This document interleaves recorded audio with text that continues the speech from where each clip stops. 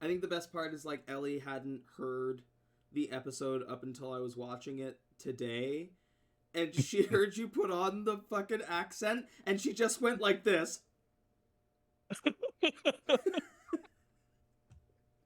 Hey, bud. If you're Oh, gonna send it, you're supposed to full send it. full That's what send I it was always is. taught. Oh my god, absolutely fucking brilliant. It's so good. I might need to move Adam's camera. Hold on one second here. Boop boop boop boop. Shoop de whoop.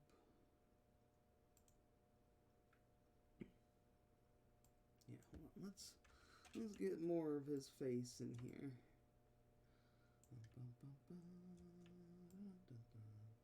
So we went to McDonald's yesterday to grab a bite to eat, and we got some fucking Happy Meals, and I didn't realize that they had the Hello Kitty X Yu-Gi-Oh toys. I got the Hello Kitty Dark Magician and whatever Blue Eyes White Dragon. I don't know the fucking names of the Hello Kitty characters, but like of all the ones, that would have been the two that I wanted anyway. I was like, that's exciting. I gotta find a good spot to put it back here. Hell yeah. Hell yeah. There we go. From missing last week, I already added experience to your character sheets. But I realized that like at the end of last session, we didn't do it like an actual experience. I know Ked usually does it through like discoveries and stuff like that, but it's a really short campaign, and each one you're doing monumental stuff even in the simplest moves. So I'm going to say go ahead and add another 2 to your character sheets.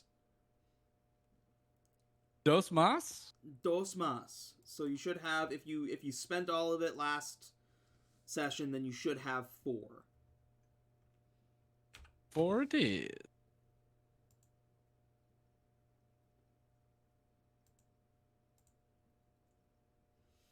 But yeah, don't be afraid to call me on that. I'm not worried about if at the end of the session you're like, experience? Where's the experience? I will feed you my seagulls.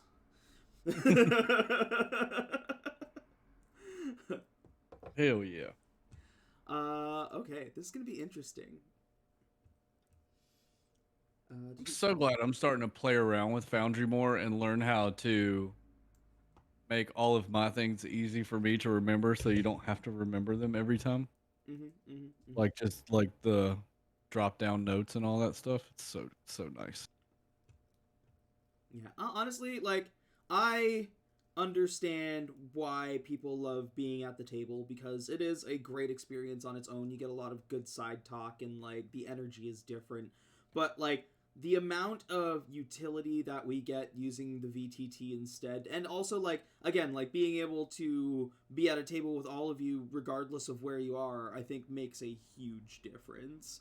And yeah, there's a lot of good tools of convenience, especially like depending on the system that you're using, that just like it's wonderful. I think the table offers I think there's the best chance for you to get completely immersed at a table. Like there's like an extra level you get being in person. But other than that, like if the table's not an option, like the utility that you have now compared to, even 5 years ago is insane. Like it's become to where it's not just manageable TTRPGs, like you can actually really enjoy it and have fun online playing this style of game. So, Yeah. It I love it. it also depends what kind of table. Like I honestly think like it would be really cool to play at like a big table with like really nice minis and like a beautiful gaming room. But dog, I want to smoke some weed and like eat chips. So like I don't know if I want to be playing with your really nice toys. Like doing that for 3 hours every week might not be super comfortable. But like No. you know those like Russian poker tables in the back rooms where everybody's smoking cigars and doing cocaine? Like that's the D&D table I would play at. I'd be Yeah. like, yeah, like Yeah. there we go. Let's get some grunge Like going the and the rich celebrity D&D table that I'm sure that we're all missing out on. yeah. I can say this too, like for online, like it y'all's experience might be different than mine, but my experience online has been it's so easy to do comedy style TTRPGs. I have yet to get completely immersed into something like suspenseful or even, what's another Do you what's a, watch Dimension 20? yeah, they're hilarious. There's one called Pirates of the Leviathan that happened during COVID. That one, again, it's Brennan Lee Mulligan, but it's all online. Yeah. And just the fact that only one person can talk at a time makes it That much. it's different. It's a different pacing. It's a different Yeah. yeah, it's different. I don't know how else to like watch that and compare it to the normal one, and like you'll see that yeah, playing Yeah. at the table, talking Also, in person is better. talking about like serious campaigns and stuff like that, it's hard with us like as a group because we're all very slapstick. Even when we want Our to be personality. serious, we can't because just No. one thing will set somebody off, and then we're just like a fucking group of fucking morons, just like working on one brain cell. Yeah. But they also Yeah. like I love those funny moments, like rewatching WFO, like going through it and just like some of the best funny moments we had were the ones where we're just chickens with our heads cut off. Yeah. It's my default, right? So like comedy and fun and just like you said, slapsticky. It's my default. Like I have to almost set my mind into a serious mindset to even attempt to do that type of story. I love it. I love those suspenseful whodunits or uh down with the slave driver type campaigns to where there's like a definite evil and you definitely want to be a hero or something. Yeah. But the comedy, like I can do it in my sleep. I'm not saying Um, I'm hilarious. It's just so, easy to role play in. Song of Leaf and Bark and Curse of Strahd, but like before Hasseldama, both of those had a lot of like nice serious moments, mostly because of the setting. Yeah. Yeah, Like just the setting. fact that like if you say the wrong thing, you're gonna die. like I so Yeah, I yeah. will Like I'll say for like Hasseldama as a homebrew, it was deliberately meant to be goofy to throw you guys off guard. Like when we were kind of brainstorming it, like it's supposed to be like the flowers will kill you and stuff like that, which is or like it's. But when now we're at the point where like we're at the end, like it's gotten weird and dark really quickly. yeah, no, it's definitely a cool setting. I just meant like the direness of conversations becomes a lot. It was like that with what's his face, not Arcadium, not Magnifico, the information broker. I forget his name. I have it written down, but I don't have those notes open. Um, The it was one like that with him. the fairy that you had to give like your memories and stuff to get information. Yeah, yeah, like Yes, it yeah, was apparent that if we role played this wrong or like said or did the wrong things, it would be bad. Like if somebody made a dick joke right now, it could go bad. yeah, And yeah, like I think that's when you find the groups reining in more yeah. is when it actually unless you're Brax, then he's just gonna keep going until the I rebels try to thought kill him. I thought for sure he was gonna fucking get you guys all killed in that session. He lost his whole body on like session 2 of Radiant Citadel because he pissed off a bunch of rebels by talking shit to their leader. It was like one of those moments where she was like, it was very serious and like she's a fucking rebel leader with a bunch of rebels in the room and you're gonna, yeah. That's insane. So they went to kill him and he was like, I'm gonna rip my own head off because I'm a skeleton and put it on my familiar and have the cat run away. So, one of my best friends has inspired me to write an adventure by sending me a YouTube video of buskers in a subway, like playing saxophone and fighting crime. And it's kind of like a Oops All Bards Teenage Mutant Ninja Turtle style uh adventure based in the subway. Like I'm like all about to just go ham trying to write this adventure and running it for him. That's fucking So hilarious. yeah, like this video had me cracking up. And he's like, if you don't do an all bards campaign based around Teenage Mutant Ninja Turtles, you failed me as a friend. And I was like, I agree. I would have failed you if I don't do this for you. I love when people like anybody comes with zany ideas. During the Yeah. during the Super Bowl, Ellie was with her friends, and they got the idea for like a D&D campaign where they had to fight Beyonce as the boss. Boss diva bitch. And now I want to turn it into a thing. I was like, we have to like make an actual fucking like play set for it though. That's one I'd do in person as like a one shot. All right, let's get to the game. Just a little fun ribbing to get us started. And all right, last session was fairly crazy for kind of like throwing you guys into the deep end of things. In the wake of a devastating loss, our heroes were left reeling as they mourned the tragic death of their beloved comrade Spock. With heavy hearts and a fierce determination to honor his memory, they vowed to carry on his legacy of bravery and justice. Following cryptic clues left behind by Spock, the team embarked on a perilous journey that led them to the clandestine laboratory of the enigmatic Secret Saurian Society. Inside, they uncovered a vision of chaos, as several factions vied for control over a powerful doomsday weapon hidden within the lab's depths. Caught in the midst of a chaotic showdown between the Secret Saurian Society, the Gen Mods, and the ruthless Scissor Clan, led by the merciless Lord Ripper, our heroes found themselves facing their most daunting challenge yet. When their cloaking device malfunctioned, exposing their presence to the warring factions, the heroes were forced to confront their adversaries head-on in a desperate bid to retrieve the deadly weapon before it fell into the wrong hands. In a pulse-pounding battle against insurmountable odds, our heroes unleashed their formidable powers and combative skills against waves of adversaries. As the tension mounted and the stakes escalated, they found themselves locked in a deadly struggle for survival. In a heart-stopping climax, our heroes used the moment to their advantage as Lord Ripper was at the center of the radiation zone of the Doomsday weapons container. Overclocking the machine, Ripper vanished into nothingness, dropping the Doomsday weapon. And while there was a struggle to grab it, unfortunately a remaining member of the Secret Saurian police did manage to grab it and get away. In hot pursuit of the evildoer, Roshambo Extreme exited the lab just as it erupted in a green radiated explosion. And we pick up right where we left off as our heroes run into the alleyways of the city, chasing after the Saurian police member.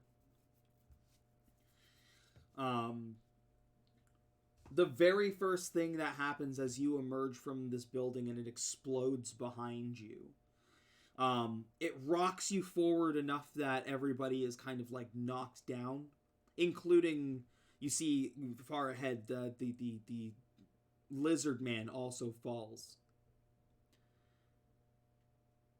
As everybody comes to start standing again, you watch as the secret police presses a button on something on his arm and splits into 6 and dives off into different sections of the alleyways. Oh, you want to play games? We are the best game player of all. We are Roshambo, the first game ever created. And right now we are no longer a stream. We are Roshambo Classic, as just a Rock Boy and Papercut and me Snip are going to chase you down and get the device. You could say he was trying to split. Lizard looks at all of you and says, are we fucking joking right now? He's getting away. And he like leaps up and you watch as he like jetpack like flies off into the air. He's like, stay on comms. I'll make sure that I keep eyes on them. Mechanically, what that means, as I said before, I think you were away, Boomer. Any kind of like investigation or like if you're like looking for a visual or something like that, you'll get an asset on that from Lizard for the session. Or just like overlooking. Okay. Yeah. He's gonna be kind of like an Overwatch. He's like scanning and trying to like keep track of all 6 of these lizard people. The remaining 3 of you on the ground, that explosion was huge and was sure to draw attention. Like maybe other heroes may come to survey that scene. Right now, you're in kind of like a web of alleys that lead out. Like it's just like sections of buildings that lead out into like the streets of the city. We split up. Grab different ones. Kill them if you need to. Well, those 6 of them each. We can't take what, 2 each? How do we do this? Well, I'll just chase one. You can't handle 2 each, Bulwark. Well, I catch the one, and then the other one's gonna get away. You watch as like from up above, Lizard like fires a missile that flies down into the fucking alleyway, and you hear a little explosion. He's like, 5. You've got 5 to find. I boogie off. I'm gonna like hit, run up one of these like escarpments onto the rooftops and start looking down. But I'd like to like be stealthy about it. I'm Batman. Yeah. So I'm gonna like try to blend into the night with my dark armor and spring on one of these guys. Perfect. Yeah. Go ahead and give me a stealth, please. In this case, the higher you get is going to be better.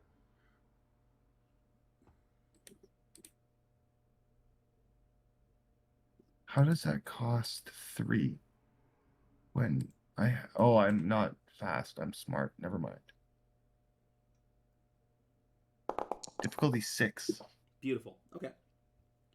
Papercut runs off and like disappears into the shadows of one of these alleyways, leaving just Bulwark and Snip. What are you two doing? Yeah, I'm gonna go off in a different way. Obviously, tracking one of those 5 remaining as best as I can, but going intentionally into another direction from Papercut. I want to try to get a height advantage as well. I'm very good at climbing, so I'm gonna grab one of those staircases, maybe even kicking off a wall or two. You know, Jackie Channing my way up to a vantage point to where I can see a little bit better. Okay. So, do you want to like some kind of climbing roll or some kind of speed task? Yeah. Like, do you have a related skill or? I can climb. I have climbing the skill. I have dexterity, the power shift, which helps with acrobatics, movement, and I also have climbing gear. So in my equipment. So okay. So we'll go with climbing. Ease it by your dexterity, and then also ease it for having gear. Okay. Or sorry, you'll get an asset from the gear. Okay, so 2 easements and 1 asset. Yes. And then I get a free level of effort. So let's do that. And hit the roll. I am 55. Yeah, I mean, yeah, you leap up almost like an acrobat as you're like swinging up onto the roof. So that was climbing 5. Am I clocking one right now? Like, do I have one in my sights? I'll get you to give me a separate, or we'll see what Bulwark does here. Like, everybody's doing their positioning right now, and then we'll do like an investigation check separately for each of you. Perfect. Bulwark. One friend runs into the shadows, the other leaps up onto the rooftops. And one just flies into the air. I like split myself in half into 2. It's like half my body is like rock, and the other half is like the other half. Like half my brain will go to the other rock part. What? I'm sorry. What? Because he's a rock person, he can like mold his body, right? So he's splitting himself into 2. We'll say you like runs turn into a wall, yourself into 2 splits people? in half. Yeah, so I can go out 2 at once, but he'll be like, holy fuck, that's cool. I mean, Bulwark turns into Stone Man and Pebble Boy. one name's Bull, and the other one's Work. He's like, Bull, you go. He's like, no, Work, you go that way. Like, they split up. I will give you this because it's something that you don't have in like your ability kit. If you spend an experience, I'll let you do it. 100%. Yeah. That's I'll burn fucking one. yeah. That's so cool. That is so cool. I love this so much. So what? So like, do you like? You said you run into the wall, so like you become part of the wall, like Link in that one Zelda game. It'll be like there's like a fence and they both are splitting up, I imagine. So he like runs into it and he'll split into two. Okay. There's just like he's standing there for a second with like one leg. Other one's like hobbling, then they'll grow like the rock formations from the ground and then cement. You'll see like the paint from the basketball court or something nearby on it, like a white line. That yeah. Okay. On the other half. So you'll be able to do like 2 separate searches here. Yeah, for sure. Wonderful. So dope. I need. That's oh my god. That's so cool. That's fucking awesome. Okay, so split into 2. Yeah, so he has half of his brain, so he's like, go. He's not as smart right now. Okay, so I will say then for your searches, you will be hindered by 1. For sure. Yeah. Yeah, but I mean that's still so fucking cool. Okay, so we're going to start off with you, Papercut. You run down the alleyway, and as you're like homing in on one of these dinosaurs, as it's running away, it kind of dips off into another alley, and then you lose track of it for a moment. This is where I'll get you to roll your like an investigation or an intelligence, or intellect, I should say. That's my D&D coming out there. Yeah, not too many skills that could help me in this one. Question though, because I'm real fucked up, but I still have my action heal. Would I have been able to do that while we were like 100%. running from the explosion? I'll give you your action, and as you're like formulating a plan and running off into the streets, I'll say you guys can take your 10 minutes as well. No, I'll let all of you do that right now. I appreciate that. Nice. So 6, wonderful. First one sucked, and the second one was the best you can do. So 6 and 11, 17. We'll do 7 here to fill up, and do 10 over here to almost fill up. Perfect. Oh, that feels good. That was refreshing. Papercut is like a vigilante. He's like street crime, running these rooftops, running these escarpments. This is his thing. Could I argue that I'm gonna try to find this man with an intellect stealth? Like, I know these streets, I know where he's probably gonna run to.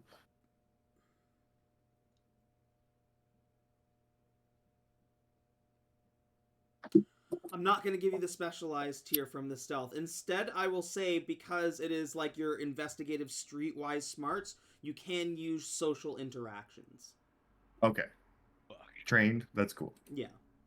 Knows these streets.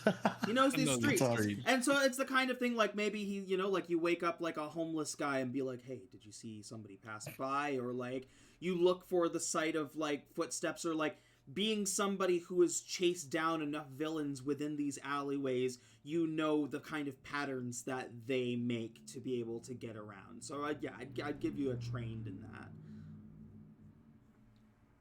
All right, let's go. Difficulty 6? Difficulty 6. You get back on its trail. I need you to roll a d6 for me. On a 6, you're going to re-roll. Okay. So,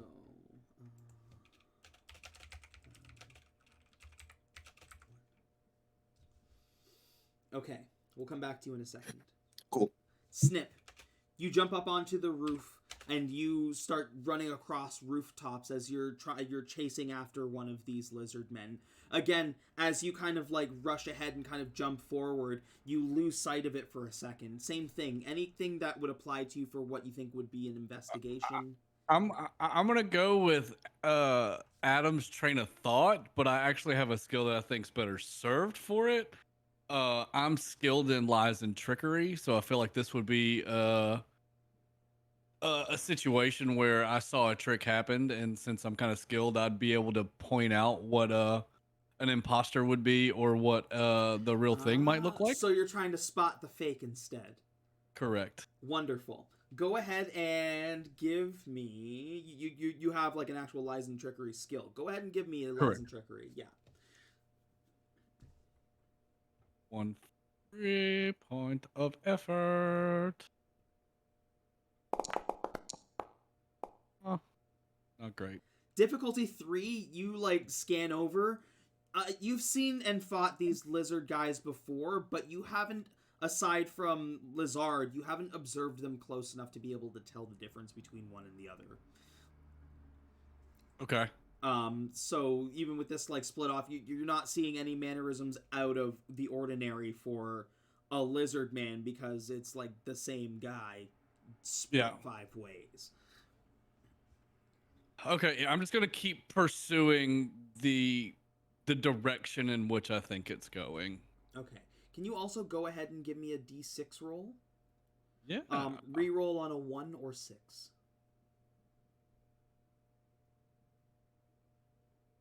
Okay. 4.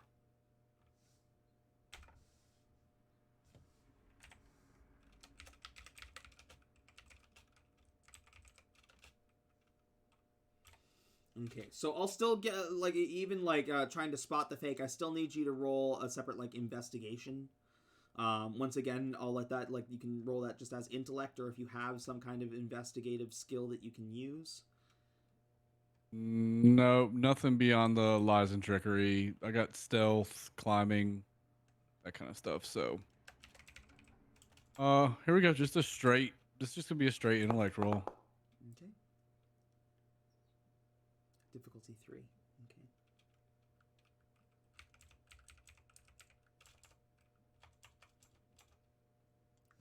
Okay. Bulwark, you're on the ground.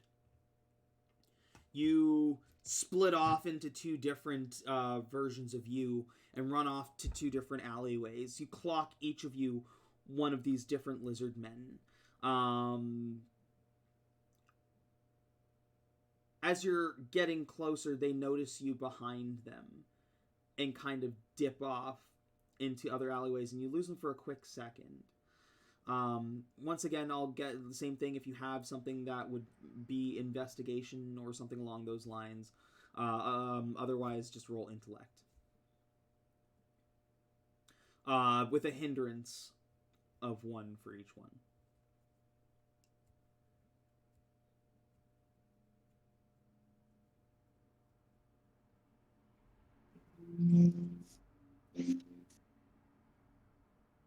There's the first one, 100 by 1.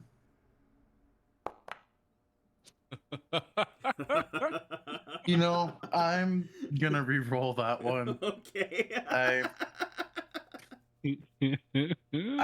wasn't gonna, and I was like, no, that's not gonna be the first roll. Same thing. Intellect, 100 by 1.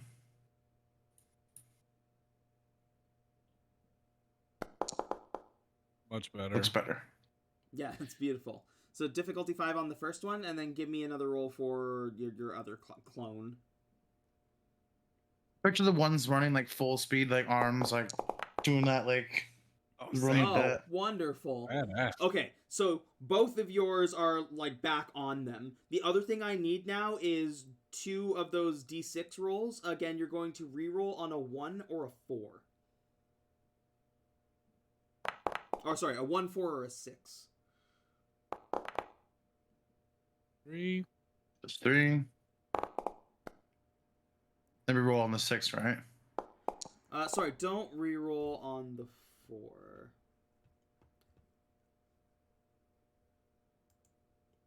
So 3 and 4, right? 3 and 4. Okay. Okay. So, paper cut. You stealthing through manage to find this first copy that you run up on, and as you manage to grab onto him, he like crumbles like dust in your hands.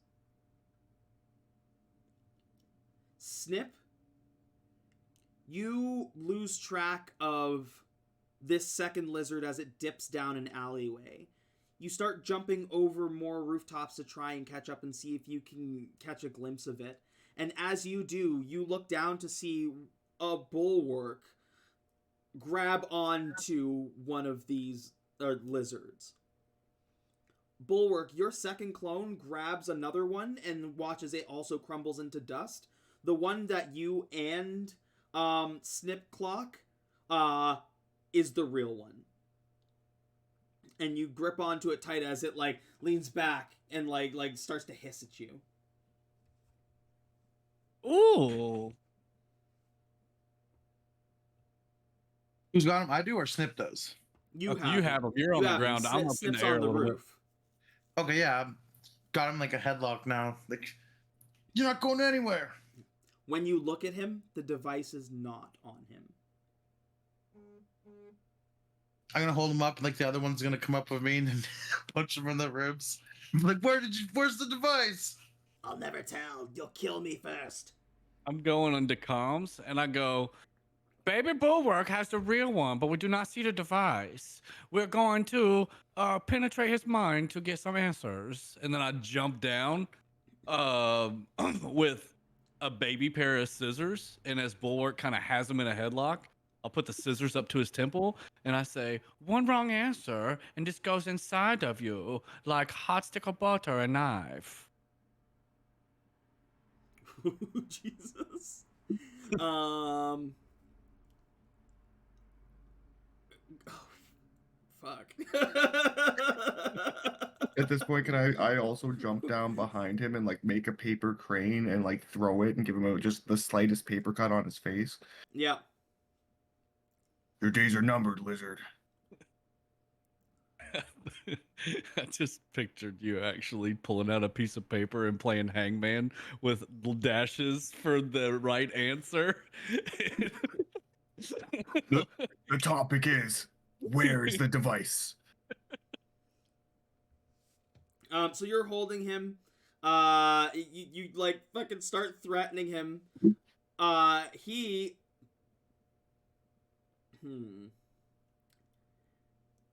He's looking intimidated and he says, I put it in a safe place.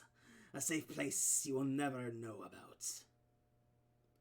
Neither will you. You will no longer know that it exists, for you will no longer exist if you do not give us the answer that we seek. And I press down a little bit on his temple and like a drop of blood starts running down his cheek. Yeah. Interesting.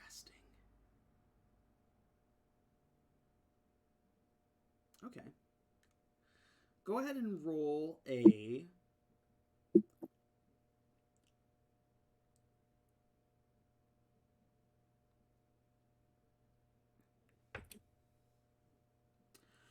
I'm going to say it's either going to be a might or an intellect, because you are, like, physically threatening this lizard man. Okay. I have... All right, so I want to try to spin this. Is he considered a superhero or a supervillain or a normal person? The lizard, like the Secret Saurian police, police? yeah. Yeah, he's a villain. Okay. So I have an inability for appearance to normal people. But since he's not normal, can my appearance be so terrifying to him that it turns into an asset? With the intimidate, he's being held by Bulwark. I've got the scissors, and I just drop the face. Oh no, you're so ugly! You're so ugly! The one Bulwark's gonna feel like, you better do it. You better tell him what he says. He's crazy. The Bulwark, second one's make it a like, little "No." harder to make his eyeballs pop out for me to easily stick with toothpicks and serve to my dog raider. You hear like crunch, like the actual like when something, you know, when they're getting crunched, you hear the crunch. Oh yes, nice and burgy, just the way he likes it. And the other Bulwark will be like, oh, you better take it easy there, Snip. Well, the other one's still like crunching Where's it. the device? All right, Okay. you said a might roll. Yeah. Any assets here from friends? Well, yeah, I mean, like, so, like, all of you are kind of interrogating him at the same time, so I'll give you 2 assets on that. 2 assets. I'll use the level of effort for free.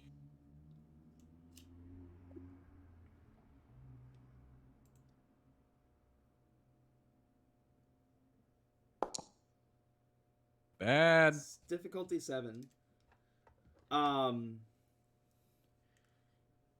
He says, there are Saurian drop boxes all over the city. One of my kind will get it. Where's the Dropbox? Show us. You watch as he, like, licks something in his mouth, and swallows it. He's killing himself. You will not take this cure from me, and I shove the scissors right into his temple. Oh my god! Well, he's definitely fucking dead now. Okay. Now, I want to search his body for any kind of comm devices or anything we can listen in on that police obviously communicate with each other. So I want to try to kind of pat him down, see if there's anything that can help us listen in or maybe even manipulate to get somebody to tell us where these drop boxes are. Roll an intellect for me. Oh, I'm not very smart, but I'm good with the braid. Difficulty 1, you're like patting him down. You don't think that you find anything useful at all, and you definitely don't find any comm gear. Oh, just a rimp body. He has nothing of value to us. The only thing he would have, like, otherwise is his guns. Like, one of the big laser guns and one of the small laser pistols. Anybody use a gun? I do not need these. I have my braids. You have your brains? I thought you just said you weren't smart. No, the braid. The braid. And I pull them out. The braid. Oh, yes. Okay, yeah, scissors. Yeah, I know. The blade. We gotta find this Doomsday Device. We can't let it fall into the wrong hands. Could not agree more. Bulwark, put yourself back together and let the body go. He can rot here in the streets. He's like still choking it. He throws it in the trash. Like can join back together now. Like, oh, does anybody have like a camera, like or a cell phone or something? Surely one of us does, right? Maybe. I mean, I don't got a phone. I'd be like, Lizard, you got a phone? You got a camera? Lizard's like, I am a camera. Can you fly down here and take a picture of the body? We will use it for intimidation to get information we need. Yeah, sure, I could do that. He just flies down, snaps a couple pics. He's like, I'm gonna find these drop boxes. Yeah. I think that's a good idea. We should do that. Well, there's only 6 ways it could have went. We got to check all 6 passageways they went. I don't know where to start. We got to track from back here to the building over and over again from every pathway. Yeah. So we think we've secured 4 possibilities of the 6. Am I counting that right? Is that what y'all are talking about? You found 1, you found 3, you found 4, like 2 of you found 4. So 3 of the 6. Yeah. Okay. And like Lizard. it's kind of like a labyrinth of alleyways, so like even beyond that there's not just a direct path. With Lizard like will calm down and say, I'm gonna like do a full scan of the place, so maybe we can like bring it back to base and see if we can break it down. Man, this is better discussed over hash brown. Let's go to the Dennys.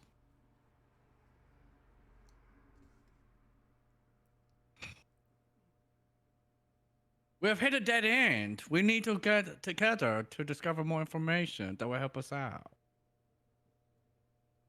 The closest Dennys, I guess. For group. No, there is only one Dennys. It's where our hideout secret lair underneath. We get full berry and we go downstairs.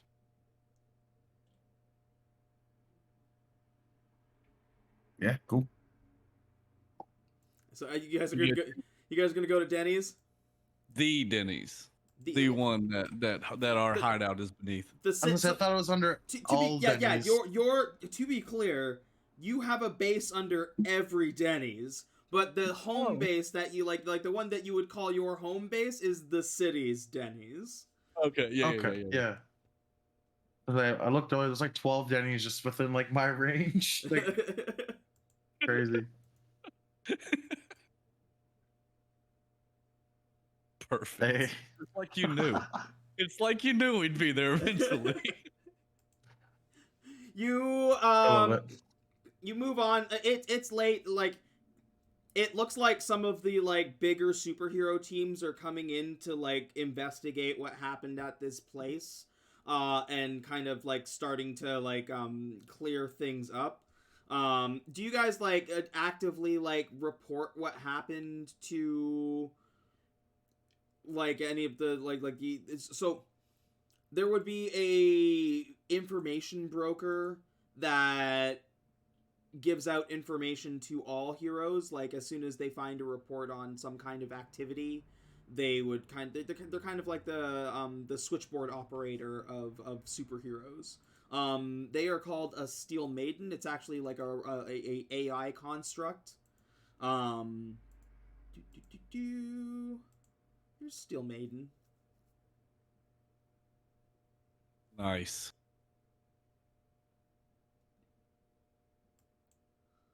An old superhero that like robot that gained sentience and now is like kind of retired but still helps heroes essentially.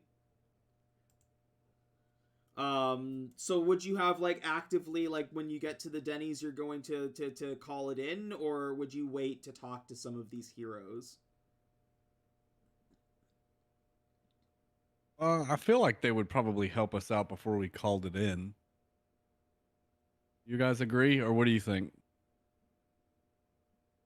Yeah, yeah, we should call it in. That's not what I said. You never understand what I say. You take my words and you mix them up. What, you don't want to call it in? Not yet. Maybe we ask Steel Maiden. Maybe they heard some information from the Sierra Paris. Possibly. We need to But find a there's- dropout location. There's a Doomsday Device out there currently, and we need all the help we can get. Probably tell the maidens probably the Be best clear, idea. when we go into Denny's, I have to pull up like my ninja scarf and my hood so people aren't just completely terrified. Any normal people around.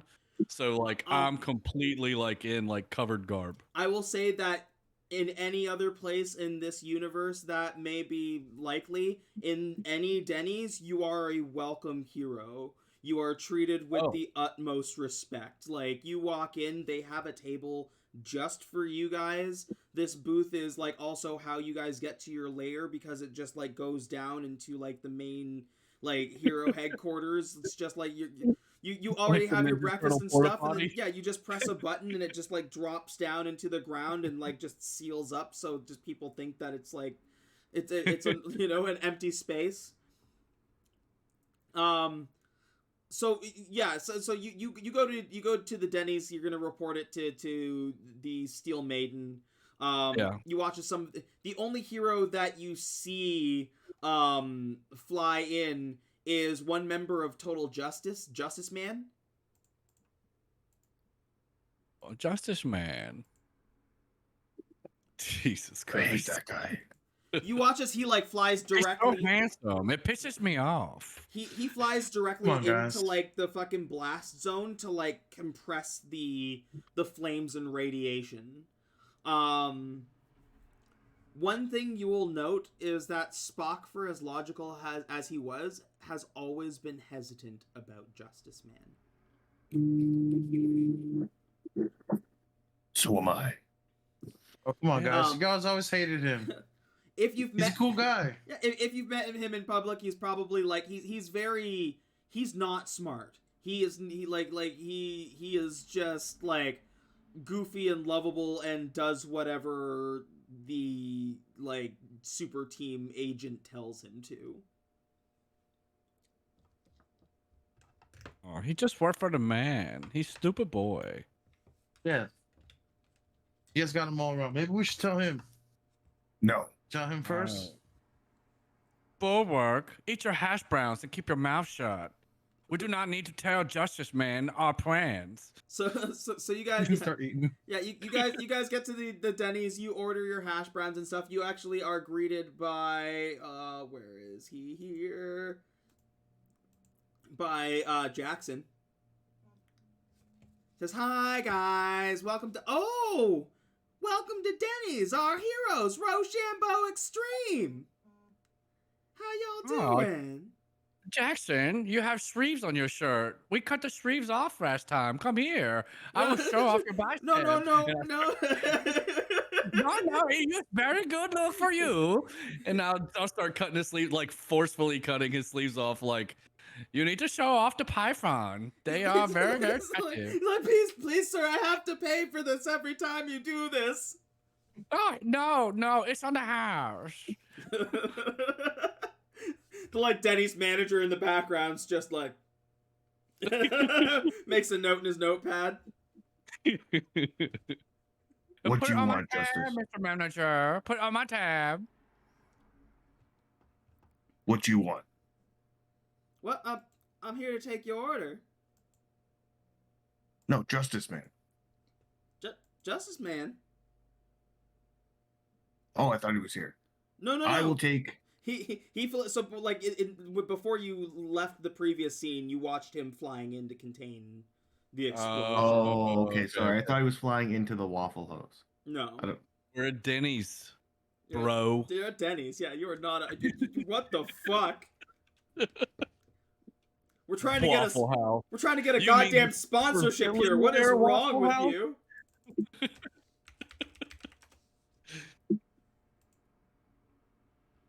So, go ahead.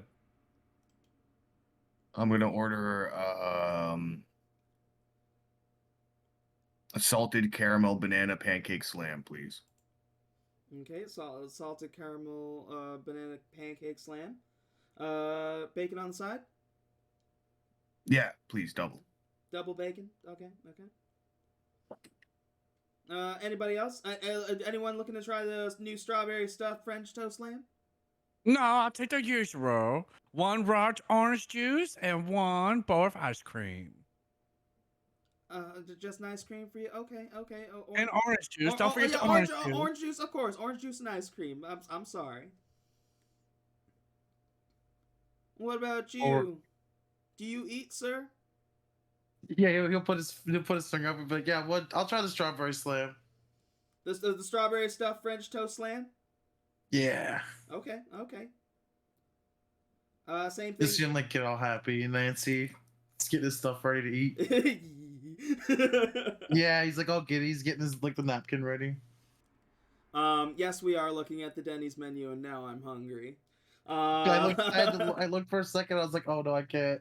He brings a free compliment of these Hershey's chocolate pancake puppies for you to munch on while you're waiting for the rest of your food. A paper cut? Would you want me to cut it for you? you. Keep those things away from me, scissors. Oh, let me cut your food. I tried to help you. There's currently a Doomsday Device in the city. This whole place could go up in flames. All of its citizens I lost to the agree. creases and the crevasses. You're right. I'm sorry. Yeah, No we should more have told cut-ups. Justice Man. I don't know what you guys' beef with him is. He's gonna come in and take all the glory. Yeah, he's a hero. He's just handsome. heroes do. Okay? He's so damn handsome. I need to talk to. I want to go talk to Steel Maiden. Is Steel Maiden close by? So, like you're at the Denny's, so like if you like put your seat down into the hero layer, you could communicate with her there. Okay. She does have a base, like if you wanted to go to her directly, but like the quickest way of communication is from the Denny's. Just okay.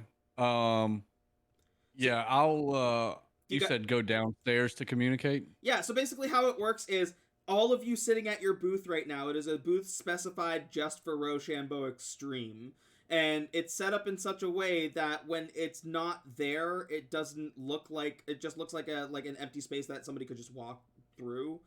So Mhm. basically, what you do is like you press a button and the whole thing just like lowers down into your lair. Okay, I got you now. Oh, Jackson, please let us know when the food is ready. We will be back shortly, okay? It'll be down to you once it's done. Oh, you to send a delivery, okay? Delivery Dennys. Well, who would have thought? for, Okay, for, bye-bye. for Roshambo Extreme, anything. All right, so we'll go down. Push the button. We'll head down to the lair. This is so good. And I'll go straight to the device to communicate with the Steel Maiden. Yeah, you lower down into like the command center underneath the Dennys. You like Steel Maiden comes up on the screen and is like, oh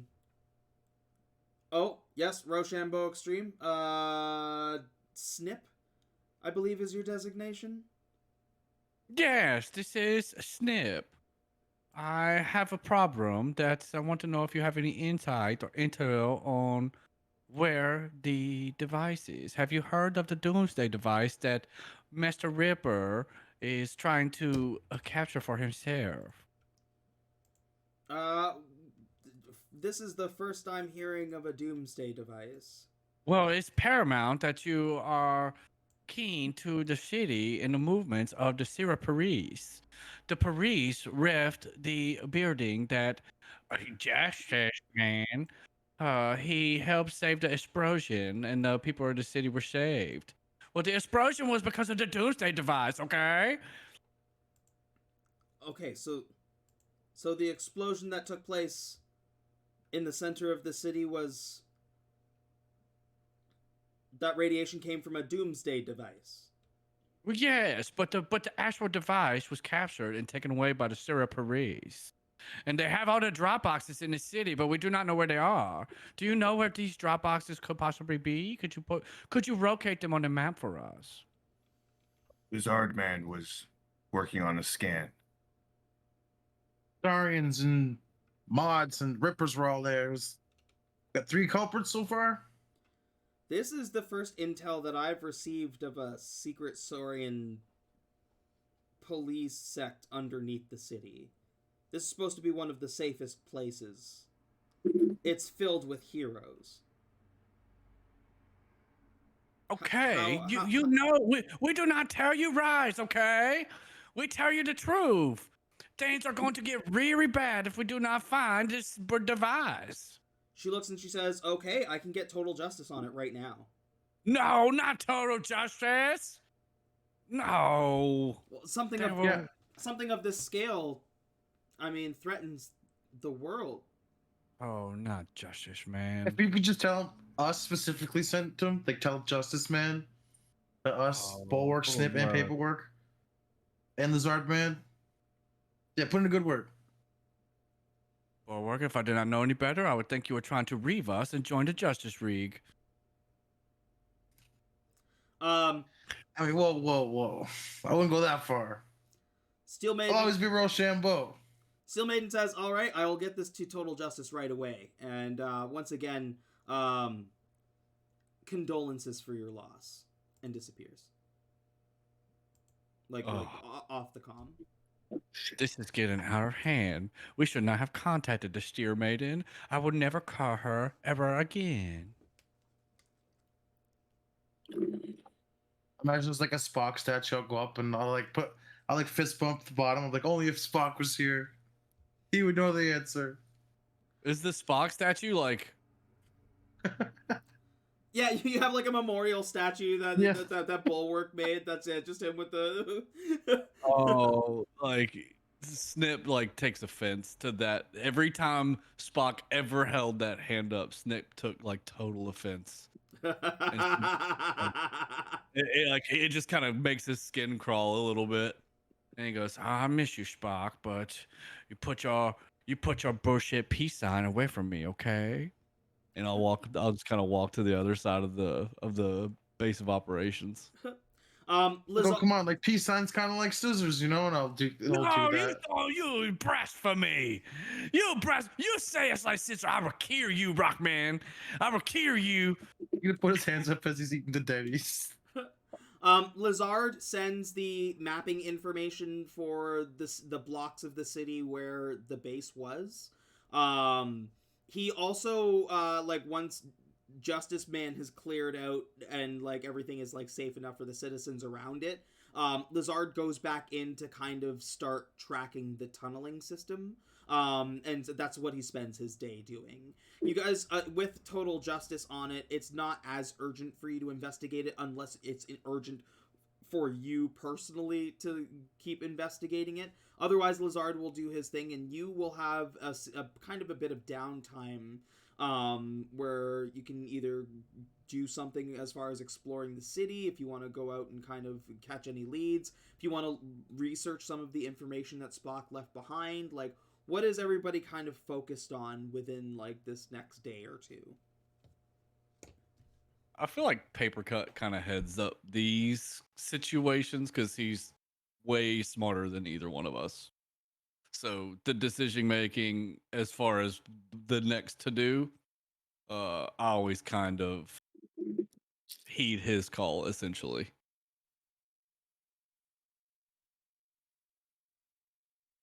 There is no downtime when you're a hero. When you are the knights, when you are the knight, you must be always watching, ever vigilant, in the darkness, creeping, because evil is out there, but with its creeping finger beckoning, like twisting, like, hey, come here. Your words of inspiration are confusing. What would you like us to do? Wasn't it clear from what I said? Cut off the finger of the What? creepy man? I thought it was pretty clear. Bulwark, wasn't that clear? Everything you said was pretty vague. We need Spock back, man.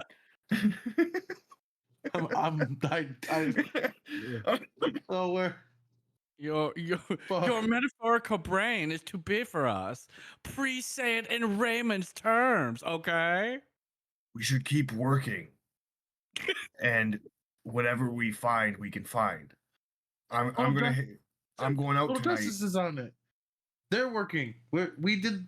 Hopefully, we'll get to meet them. Crime doesn't sleep, Bulwark. But it does fold. What about the paper you read from the Spock? What do they say? No, that's true. I could go through some of his notes. I could look through some of that research and see what we can find.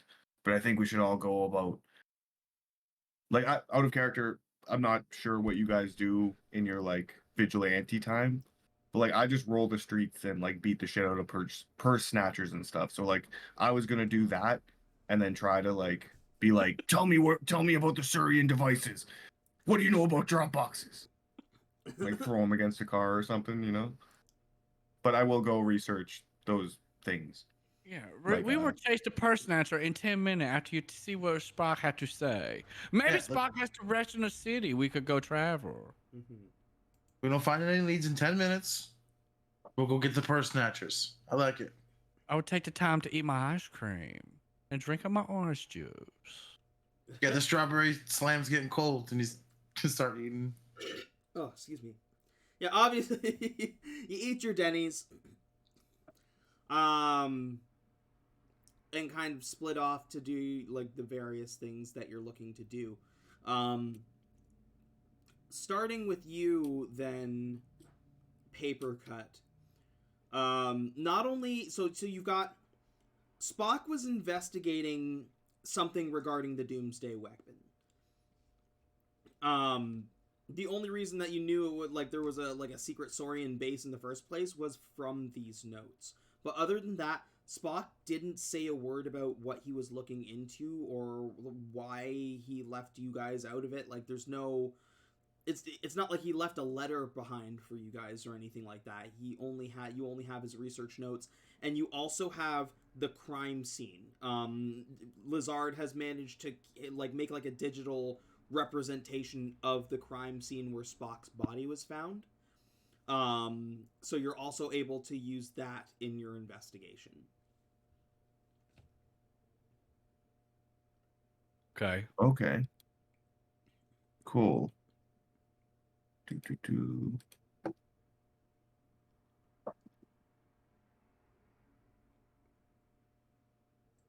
So, what's the crime scene looking like then? Before I get into like the notes. When Spock's body was found, he was found in a deeper part of the city, but close by where that base was. He was found with Scissor Clan swords through his abdomen.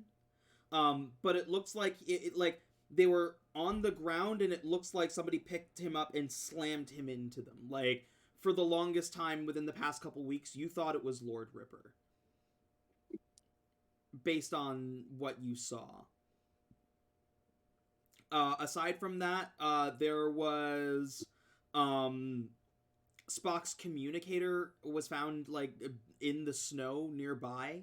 But nobody else, like, it was something that was private in his. Nobody else has been able to figure out how to get it functioning. Lizard has been working on that and hasn't been able to crack it.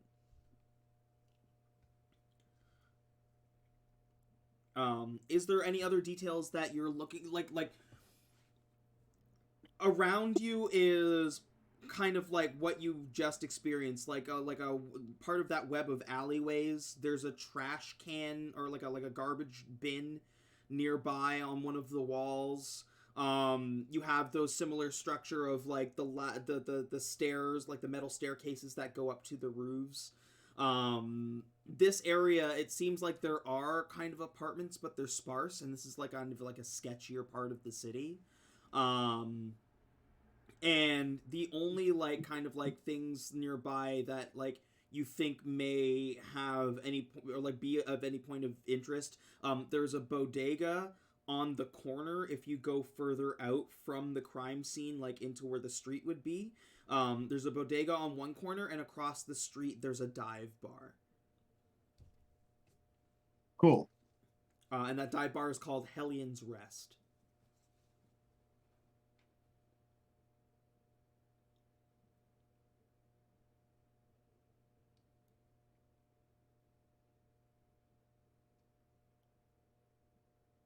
So it was somebody super strong who picked this motherfucker up and dropped him on some swords, and we don't really have much to go on because how have we confirmed that it wasn't Ripper? You You haven't. ask me? Oh, it must be the Ripper. This is his signature. I see him do it many times. I've known Ripper for my crime fighting career. So both you and like your history runs fairly deep with Snip because of the fact that both of you kind of have Lord Ripper as a common enemy. You got more than enough experience with him. You know it's something he's capable of, and you have seen him do it before. But other so on a deeper, give me a intellect check here. This is for looking at the direct crime scene, looking at Spock's body. Okay.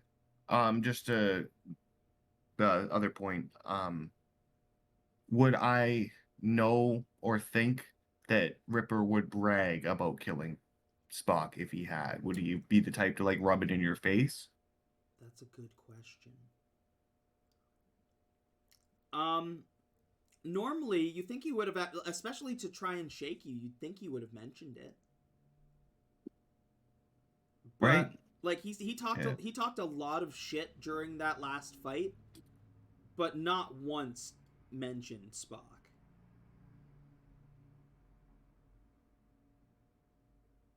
Yeah. Okay. I'll roll an intellect task for investigating, which I'm not good at by any means. Would I be able to say that I'm looking at this with him, trying to read into the signature of what I've seen Ripper do and what he's capable of to just Absolutely, kind of yeah. If you point want stuff to, out? if you want to join him in the investigation, like this is still a fresh wound for you guys, so I don't imagine you'd be like putting it to bed anytime soon. Okay. Can I be there assisting, looking too, like just looking for stuff? I'm going to use an XP to reroll. Absolutely. You add an asset. Yeah, add an asset to that as well. We'll call it. We'll put it a difficulty higher. So it's a 5. It'll be a 6. Here. Cool. On a difficulty 6, looking at Spock's body, you notice that the wounds, the body bled, but it bled weird, in a way that almost like, from what you know about biology, it's almost like he was dead before this happened. And like several of his bones are broken. You think his neck might also be broken just from the way his body is laying.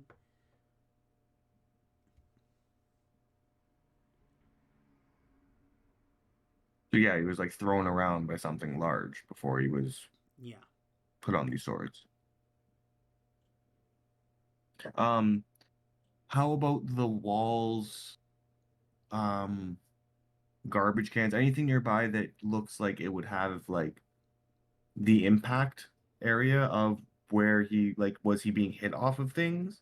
Is there any evidence or clues amongst this stuff? Looking around, like there's a little bit of damage on one of the metal staircases, but otherwise there's no like big dents or slams or anything like that to indicate that he was thrown around, aside from like thrown on these blades. And like here, like being like thrown on the blades almost looks like a display.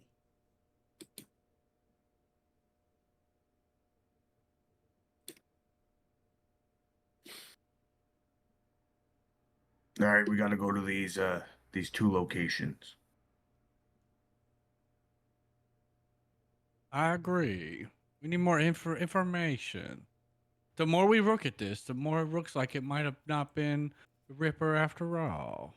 Bulwark, Something is afoot. Bulwark, you said you were investigating the scene as well. What are you looking for? Me? Bulwark. Oh, Bulwark. Okay. Kind of just like the same thing, like moving trash cans, like looking around, maybe like notches in the ground and stuff like that, like signs of a scuffle, you know, like. Okay, go. You can also go ahead and give me an intellect roll.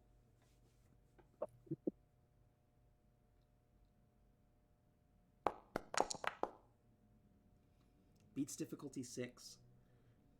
Looking around, you don't see much else like in the way of anything different that your comrades haven't already pointed out, except that when you look beside the trash can and look close enough at a corner of the wall, it almost looks like there is a mark that like is you look around on the other walls or like of that area, and that mark doesn't appear.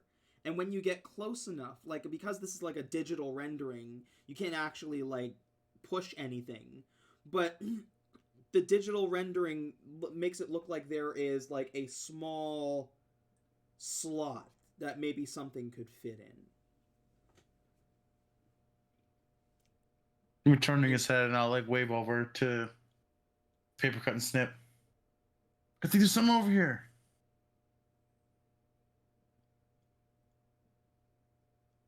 I'd wait till they get there, kind of reach in. Like, is it like?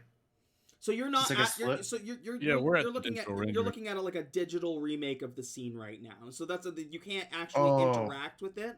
But what you see is like you see like a little like a strange marking, and you're not like if you look at it physically like just with your eyes, it's just a wall. But because it's a digital rendering, what it's saying is behind it is like a square of space or like a rectangle of space.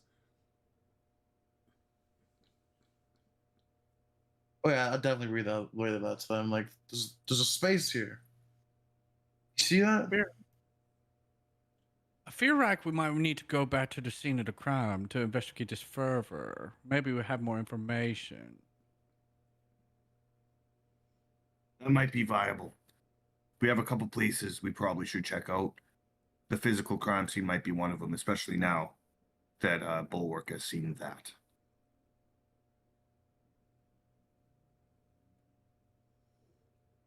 I think that's probably just the next course of action for us to just try to get some more insight into Spock's death to see who did this. Especially if Lazar Man is kind of on the case of the drop boxes. Well, Go ahead. my thinking was that this could be that. This could be a Dropbox. One of the Saurians, yeah. I mean, two birds, one stone. That's the name of my great aunt Rarice. We called her two birds, one stone. We can go check out the crime scene, the bodega, and then Hellions Rest. Hellions Rest, yeah. Hellions Rest. To try to see what happened to Spock. But also there is the Doomsday Device out. So maybe we go beat the shit out of some purse snatchers and then, try to figure that one out. Yeah. Remember, Razar Man is on the case. But I'm also super fucked up right now. Like, I almost died. I'm pretty sure I was pretty near death there. So maybe we should chill for 20 to 30 hours. Yeah, let's rest on our Dennys for a little while. You They got got somewhere. about 24 hours. Like between 20 and 30, but like specifically 24.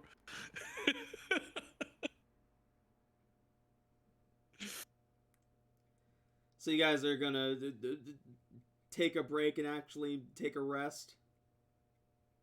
I'm fine, but if Paper Cut needs time, then Well, like I have 7 points before I die. I was gonna say, yeah, Oh, your heals didn't heal?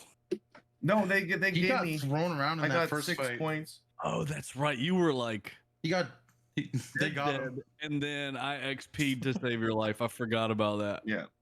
It's because we didn't rest after that. Unless Yeah. there's like some fucking super juice here that I can drink and like gain some stats back, but They got like superhero juice where you just like, is it the Denny's food? The Dennys food just heals you. No, you're heroes, so you heal faster anyway. In this case, though, like you have like you're in your main base, you have like those like kind of like energy pods that you can lay in to like kind of rest yourself off. So what I'll do is rather than have you roll it all up, you guys made it to your home base. You can just heal yourself up to full. It is love this idea. It is going to take time still. We'll call it like the length of like a D&D long rest, like 8 hours is all it would take. But 8 hours of time passes by and the world is still, things are still happening behind the scenes as you are resting it off. Okay. I like that though. Little pods of healing. Yeah, like that same Magitech technology, because like this whole base would have been made with it. I feel like every time Paper Cut gets damaged, it's really just like pencils and pens and markers and colored pencils types. It's like you're not actually cut and bleed, but like they just mark all over you. And then when you get in this pod, it's just an eraser, like just one magic eraser that erases your skin back to normal. Yeah.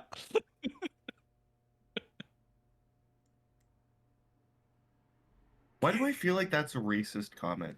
I feel like that was more racist than the racist Chinese accent the whole time. All the fold marks, like they all like see all the seams kind of go away. You're not crumpled up anymore. Yeah, my real biggest enemy is Sharpie because he does permanent damage. Yeah, permanent damage.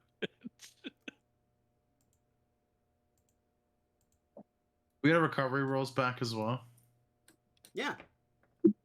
Sweet.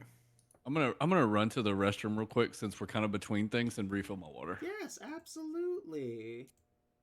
Actually, yeah. Why don't we take a 5-minute break, or 5-ish minute break? Go ahead, refill your waters, use the washroom, all that fun stuff. And then we'll go into your live investigation of the crime scene. Oh yeah. I'll be back.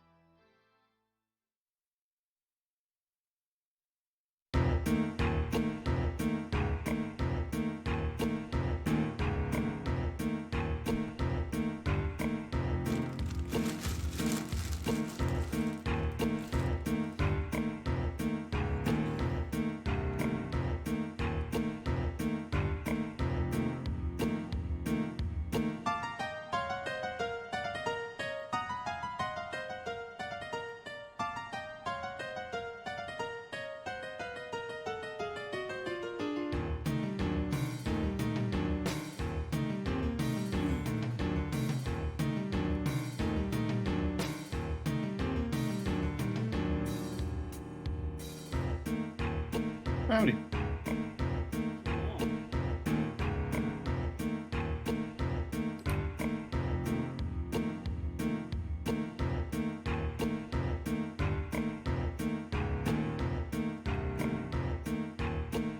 Baboy. Baba Boo. I'm so glad we got to Dennys. I love this, like, the little world that's been put together out of random suggestions.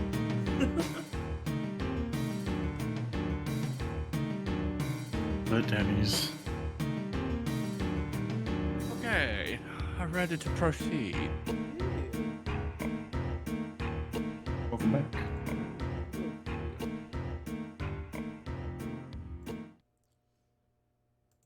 Here we go. So after taking about like 8 hours in the pods to kind of rest up and heal your wounds, Lazard still hasn't returned.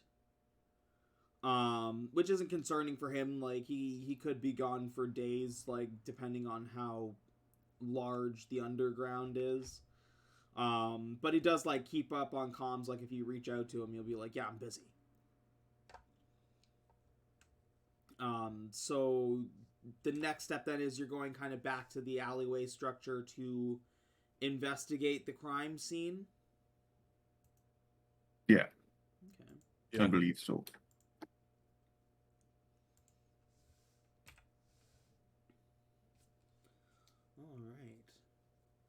All right. Do you start directly at the crime scene?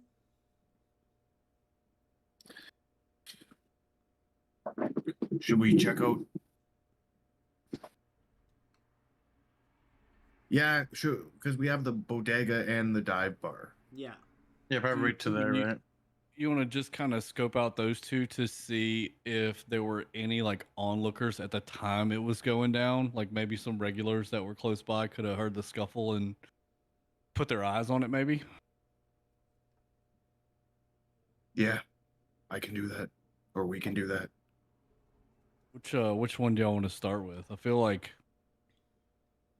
the bodega would have more innocence, but the dive bar might have more people willing to give the information up. Let's go to the bodega. I need Takis.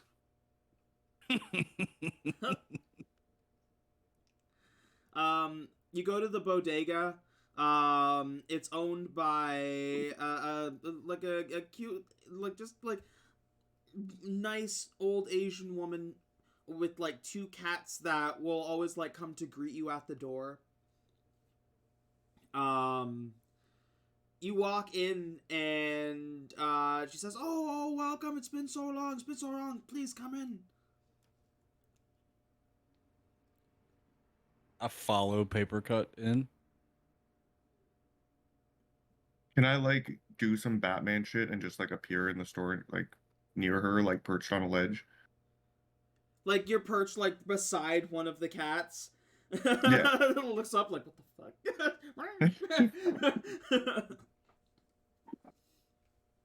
We need answers And Takis for him. and Takis. Do you want the Takis by themselves, or do you want like a street taco Takis? A Taki street taco. The ladder. Yeah, you watch as she like opens up the Takis, and as she looks, she's like, "What do you want to know?" She like starts like loading in like fucking ground beef, fucking birria, fucking queso cheese, like shakes up the bag so it gets covered up, fucking throws in like a handful of lettuce and hands it to you with a big old fork. I take it. There was some commotion in the east-western alleyway. You know, the one with the big raccoon. She looks and she says, "Oh yeah, I heard about your friend. I hope you don't mind. I put some flowers out there." It's still an active crime scene. Spock would have ate the flowers if he were alive. He always loved eating flowers. It's almost like you feed him after death. She just kind of like looks at you really oddly. like makes another like walking Taki's taco and hands it to Bulwark, and then makes another one and hands it to Snip. We're just starting hailing it. Did you see anything the night of? She says, I did not see anything, but I heard. It was loud. It almost sounded like explosions.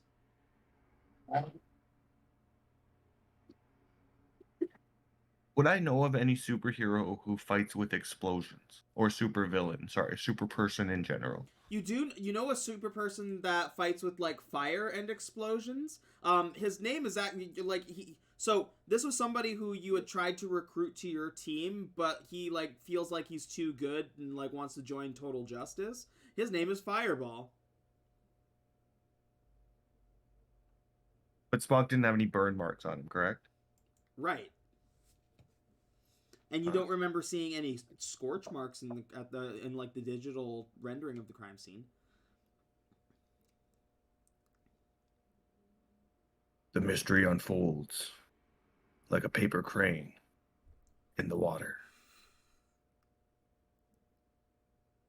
How does a paper crane unfold? Because it's slowly. Don't question my metaphors. Eat your Takis. In the water? Wouldn't it just Seems sink? like the mystery is folding up before our eyes, one would say. Your insolence is like crevices in a notebook that tells the stories of all of justice and morality, intertwining with fortune You know what? and the future. Do you know what a pair of scissors does to something that intertwines? It Okay. cuts it I up. perch up on a higher shelf. You push the cat out of the way. Stop it. It's not funny. Dives down and runs off.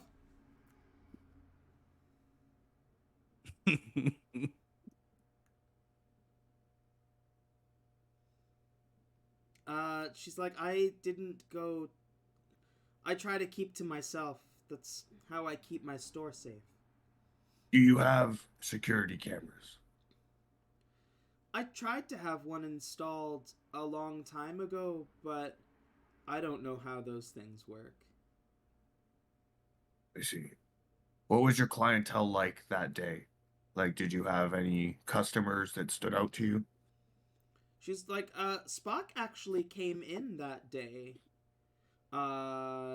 He was looking like, it didn't seem like he wanted anything. Like, just seemed like he wanted to be here, if that makes sense. But he did buy like a pack of gum and leave. But he stayed for about 25 minutes. Looked at the racks, like the magazine racks. Walked around all the aisles.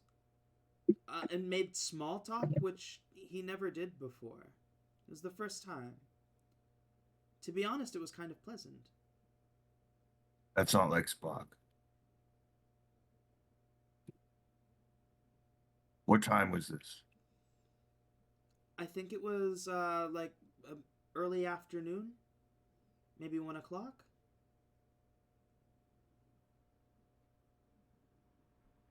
Okay. And what time was the time of death?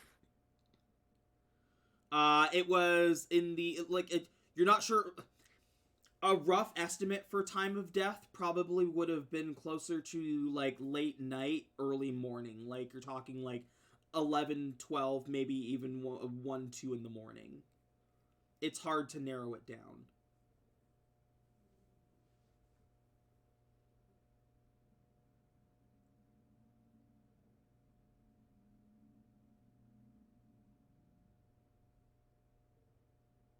Thank you for the information and the gift. I need to do this. And I jump on one of the customers and I like beat the shit out of him.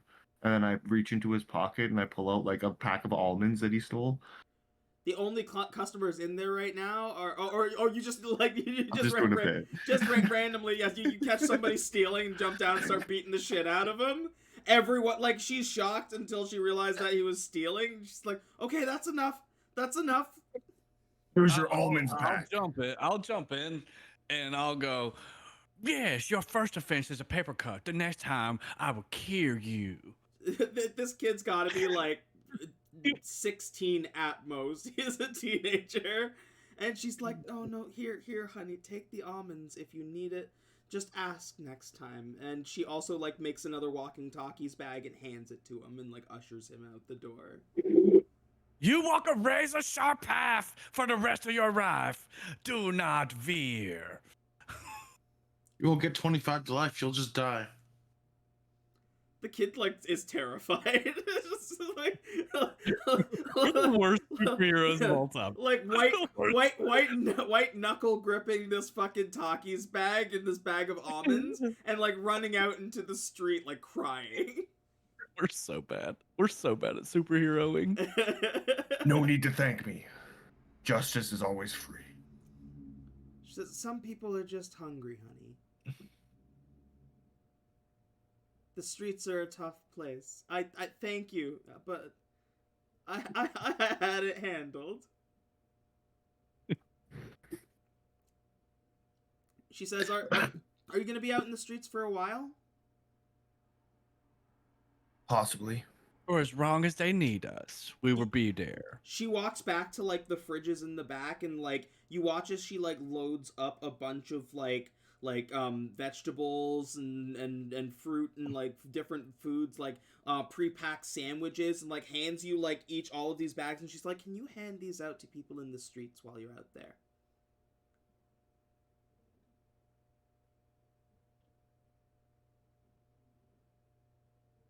Yeah, sure. Yeah, that seems more like a bulwark thing. We'll like split into two so we can carry more. So he's carrying like 4 bags.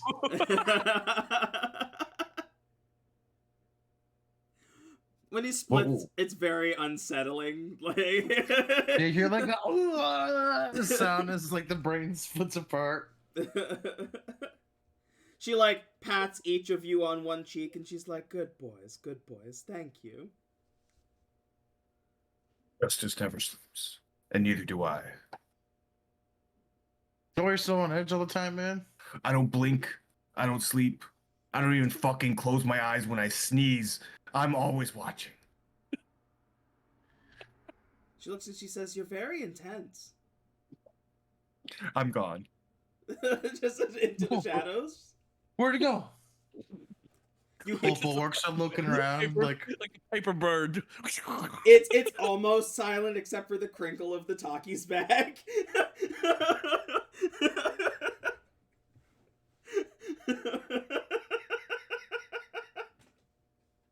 That's stupid. Fuck. Alright. Yeah, I'm just like outside. You see like half my face like looking in the window, like through the bars or whatever. as we're strolling around, I'll start handing out the foods and stuff. Yeah, like if you're actively like giving out the foods, like everybody is very appreciative. One person actually like as you're moving and handing out things, one person looks and says, "I'm sorry about your friend."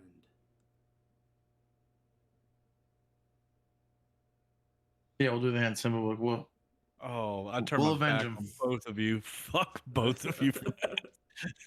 I'll like look at it as he does that. I'll turn into a scissors. I'm like, oh no, scissors. The guy's he's an older gentleman, very like Sam Elliott looking guy, who like sits up and like noms on some fruit and a sandwich, and he looks and he says, "That was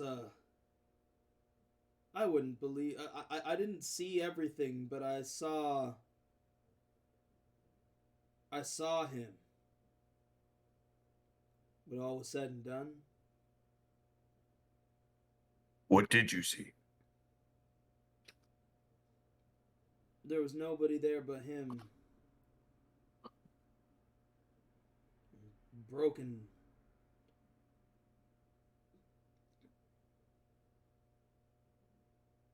It's the worst thing I think I've ever seen in my life.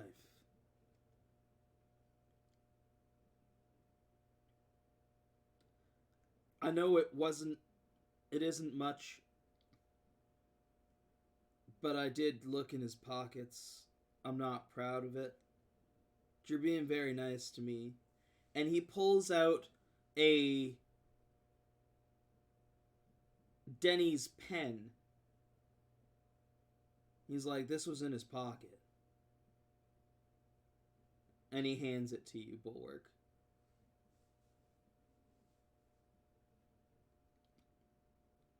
I'll grab it and present the thank you. Token to remember the friend by. I like go over and say, like right away, tell Paper Cut and Snip.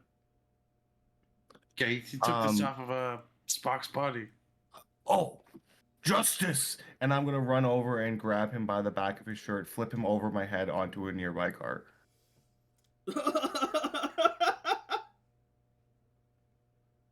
A grave robin is a crime, isn't it? He's gonna shrug. How are you going full force on this guy?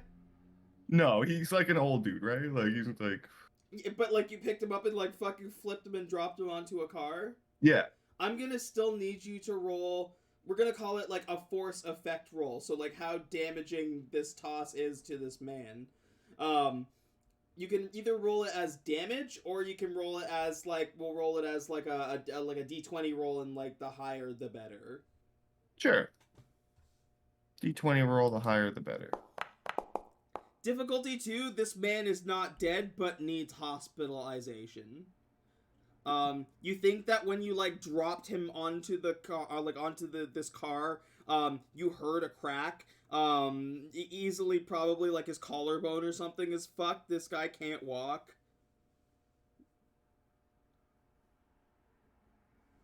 I feel so fucking bad.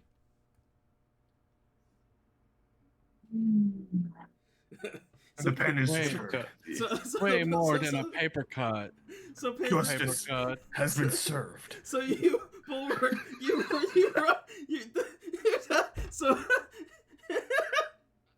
Bulwark, you run over and you're like, oh my god, he had Spock's pen. It was in Spock's pocket. And Paper Cut grabs this guy, folds him, and slams him onto a fucking car that's nearby. While he's just saying, like justice! Imagine it was like instant, like the only thing that happened was like the wind just like goes past me and Snip. Like we didn't even see him leave. He was already over there. Was it? Oh, Jesus Christ. oh my god.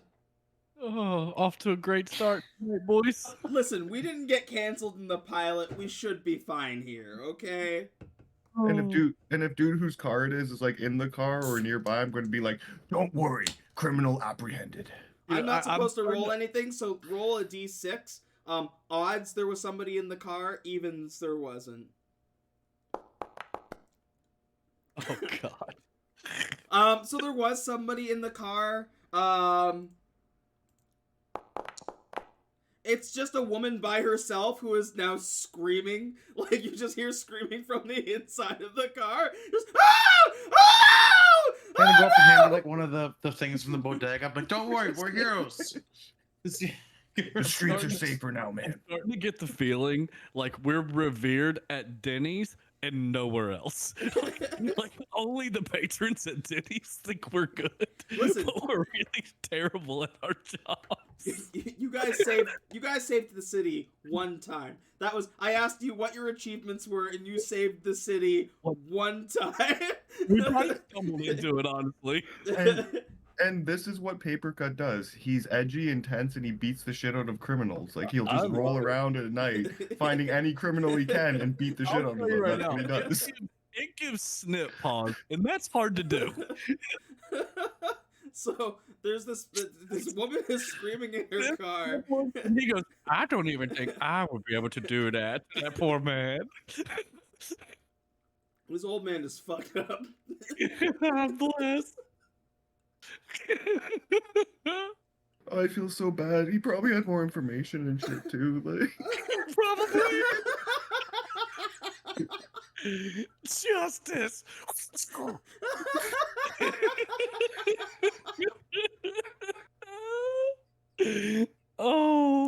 brain hurts. Oh. And so does my his. God. His Oh brain's my- probably hurting right now too. Oh. Oh. Oh. Oh my God. He had Spock's pen. One, just boom, justice. Have you ever, have you ever It's seen like the? Have you ever seen? Go ahead. Have you ever seen the episode of Community where Annie loses her pen and like starts freaking the fuck out? Like it's that level of intensity over such a small object.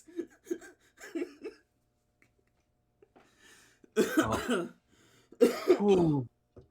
Oh my God. I mean, you that's reacted like you were waiting on the last piece of evidence. We have no evidence. Like that was like the one puzzle piece missing in your brain that just sent you off the deep. He did a crime. Oh, You had man. you had to face justice. Holy Grave fuck. robbing. Ever Well, he gonna didn't rob his share- grave. the but- second this hits the newspaper, nobody's sharing information with us ever again. Fucking live.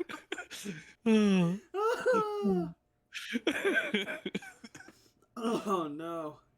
Yeah, so like this is a whole new situation that you have to handle. Like this woman in the car is freaking out and you see that she is grabbing her phone to like call some kind of emergency services. The guy on the car is wailing in pain because Yeah. you just folded him. Smart thinking, citizen. Get the police here right now to apprehend this criminal and get him the medical attention he needs. Don't worry, the streets are much safer now. As the creases unfold. The Paper. streets are as safe as can be as long as everyone is Paper. dead. If everyone is dead on the streets, they are completely safe. Can I roll his social interactions? Yeah, but I hindered by one. Yeah, I was gonna say, can What- you have an asset? Because I'm giving them her talkies No. and stuff. You're No. giving her. You're trying to wait. Are you trying to? Are you trying to give her talkies while he's trying to talk to her? Yeah, I was trying to give her the sandwiches.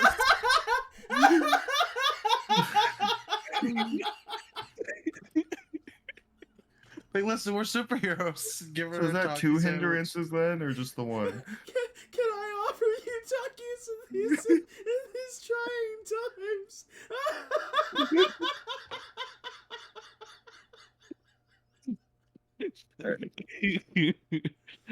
You want to chill? Oh my God! Two hindrances. Yeah.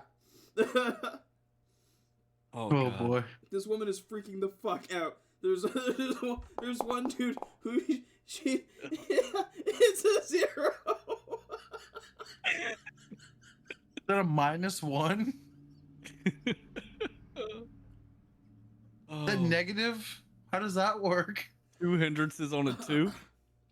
No, one hindrance on a one because She- I Oh, have one hindrance. training and Oh. social interactions. So she has okay. begun recording you, like on the phone, and she's like, "Yeah, this is Winnie live. I know normally I'm doing food blogs, but right now I just watched a member of Roshambo Extreme just fold a guy on top of my car. Look, he's still there." And she points Justice. out to him. I'm looking right at the camera. Justice has been served, and yet my emotions remain flat, like the surface of a piece of paper before the first crevice is ever made. Because clarity Oh, will no. fuel focus. I'm like, no, we're not Roshambo. I'm gonna grab the camera. We're total justice and food review. This talkie sandwich. I'm putting it in the camera. She's like, "Please don't hurt me. I have a family." Oh God. Why are we still Yeah. here? Why didn't we just leave after we fucking folded the guy? Oh, so much. She Let's starts just screaming. fucking leave, dude. You who lives in stealth, you sure do love a camera. Yeah, she's recording. Yeah. You hear like the police in the distance, like sirens. I'm like sitting there holding the bags. I'm like, we can't just disappear like you do, Papercut. How do you do that? No, it's a good thing. The police will be here soon to apprehend this criminal and we can go about our business. I'm out of here. You're fucking out of here. I'll see you later, okay? Yeah, I'm leaving too. Smart. Maybe that's smart thinking. We need to go to the Hellion what the fuck Heart is it or called? Hellion Den or whatever. Hellions Rest. Hellion's Yeah, Rest. let's go there. And the Oh, crime damn. scene. You also haven't checked out the actual crime scene Yeah. yet. Yeah, we're gonna go inside somewhere while the police are investigating. No, I will ask, are you sure? Because Hellion's Rest is like right across the street. Jesus Christ! How far away is the crime scene? It's like that you'd have to go around into the alleyways, and it's like a part like within that web of alleyways. You have to make like a couple turns. Yeah, I'll duck off into there then, Yeah. stealthily as stealthily as I can. So you leave Bulwark. You leave as well. Do you stay Paper Cut? No, if we're leaving, I'm leaving too. Okay. You move to the crime scene. Away from another crime scene that you made. One to another. Oh. Oh man. Oh fuck, that's funny. Oh god, that's gonna come back later.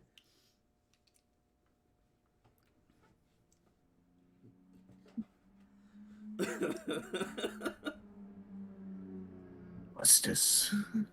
All right. So you make your way into the alleyways to the crime scene. You see that there are, in fact, like flowers laid out where Spock's body was found.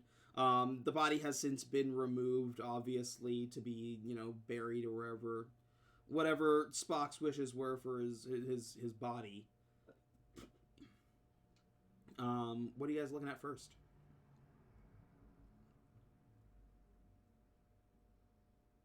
I'd kind of go over to where the garbage cans were from the hologram and kind of start moving stuff and look for that little slot in the wall. Yeah, so you find the symbol and like you see just like a solid wall. The symbol is there, but like there's no, you don't see any switch or anything to like open up a hatch or anything like that.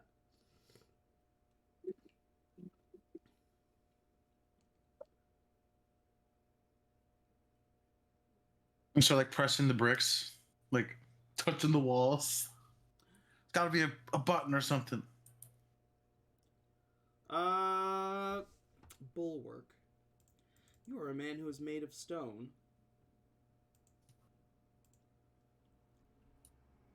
I could break the wall. Would you like to try and break the wall?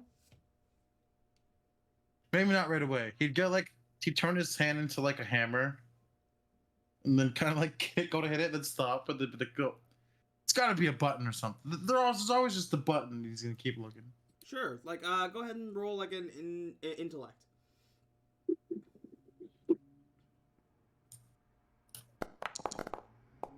Hey. You again, like, you kind of like place your hands on and start to resonate with the stone, and around the symbol you see, like, you look and it almost looks like it connects to a different part of the wall. There is like an edge that you don't realize is actually a button that you can just click in, and when you click it in, this thing slides down and there is a rolled up piece of paper inside. See, look, there's always just a button. I'll grab the piece of paper out and like go over and show. This piece of paper is Dennys letterhead. So it's like one of their notepads. On it, in Spock's writing, it says, "Revenger knows the truth." Revenger? Revenger. We know Are we who familiar with who Revenger is? Revenger is one of the members of Total Justice. Jesus Christ. Hold on one second here. View character. I don't know why I have such disdain for this group of people, but I really do. Well, Mr. Justice, or whatever they call him, he just gives me the ick. Why would they be the best heroes in the world? if they were bad. Come on, guys. You guys are crazy for even thinking that. You haven't read the boys' comic books. Because evil can lurk, even in the darkest, creepiest, kookiest, spookiest, moistest Ugh. corners. Hiding, lurking, waiting, watching. Oh wait, hold on. I'm gonna start reading what the paper says as he's saying that. Very poetic, paper cut. Very poetic indeed.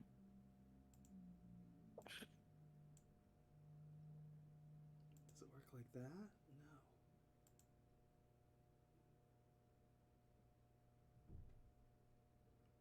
I want to offer you guys a group intrusion. Of course, Of course. I accept. Yeah, Oh, yeah. okay. Everybody can go Of course. ahead and add an experience to your character sheet. As one cop cruiser pulls up on one side, like within the alleyways, and then like a couple cops run up on the other side and pull guns and say, "Freeze! Stay where you are! Yeah, freeze. Where are the criminals? Put your hands up! You're supposed to be heroes, but you're getting real rotten. We saw what you did to that old man. Put your hands up. Oh, you're talking to us. I'm not scared of you heroes." No, we're the heroes. They've got guns drawn, pointed at you. And put my hands up. I'll like drop the stuff from the bodega on the ground. Like, oh, gigs up, boys. What do we do? Like whispering. What seems to be the problem? Do you need our help dispensing justice? You assaulted a man. You assaulted a man in the streets. I assault men in the streets all the time. He didn't commit a crime. He did. He stole our friend's pen, and I'm just reaching down for the pen. and Don't he's you gonna do charge. it! I'm reaching for the pen. Don't you move! You keep your hands in the air! You keep them in the air! Put his arms back up. Okay. It's like quivering with the gun. It's like, don't you think I won't fucking shoot you? Just calm down. We're cooperating, son. You supers think you can do whatever the fuck you want. You can't. He committed a crime and he faced justice. You committed a crime when you fucking broke his collarbone. That poor That woman was- is traumatized. You also damaged her car. Are you going to pay for that? That was just justice. She Civilians get damaged all well, the time. Well, he's pressing charges. Didn't Justice Man throw somebody's car at somebody else like last week? Put your hands behind your back. All right, cuff him. And they all start to close in to put handcuffs on you.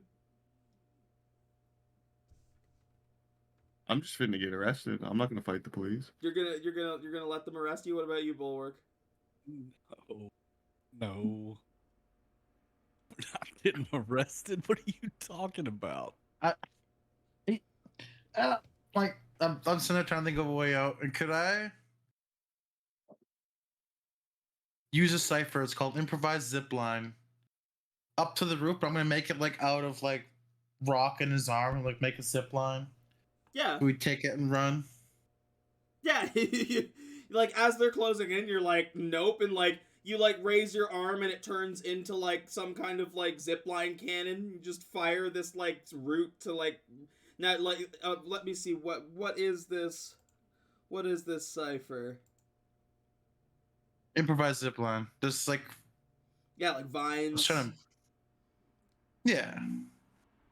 I imagine my climbing gear has some kind of grappling hook, so I'm gonna try to throw my grappling hook around Bulwark's like waist Yeah. to follow him up. Okay, so like paper cut, you like get down to let them arrest you. Bulwark's like no, and like fucking goes to fuck off, and Snip like jumps on and grabs onto him as they like lift off into the air. The cops start shooting at you guys.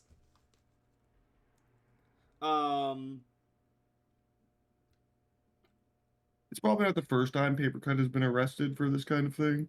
He probably has a lawyer. So we're getting away and Papercut's getting arrested down there. Yeah. Very good. Yeah, you I watch. follow the law. You watch as they put him into cuffs.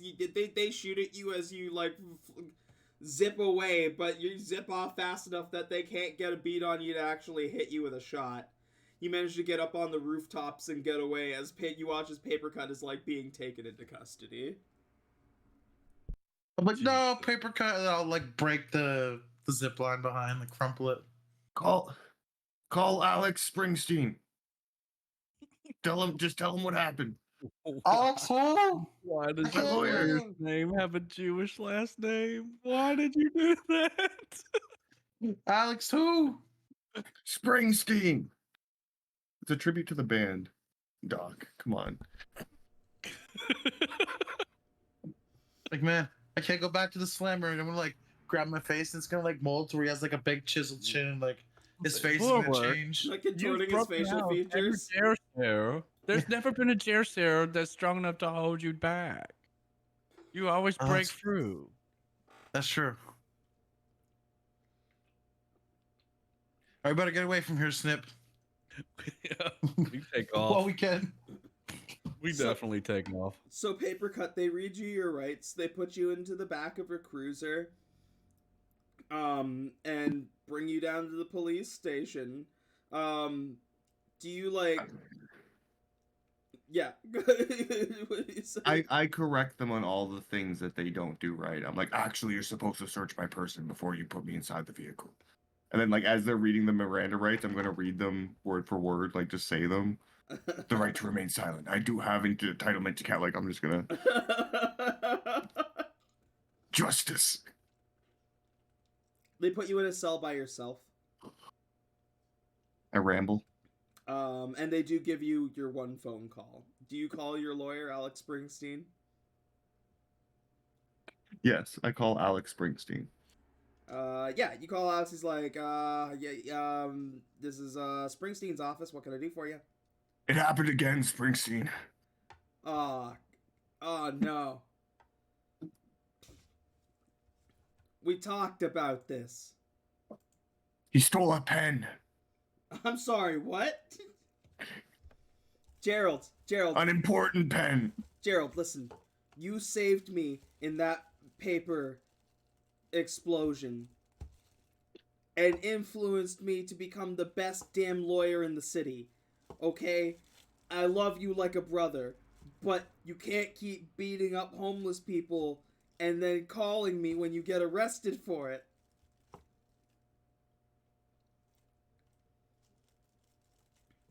I'm serving justice. Watching. Waiting lurking in the shadows. Did this Perched, pressed. Did this one at least have a weapon or something? Was there a reasonable cause for you to be arrested this time? Do you have something for me to go on? He could have had a gun.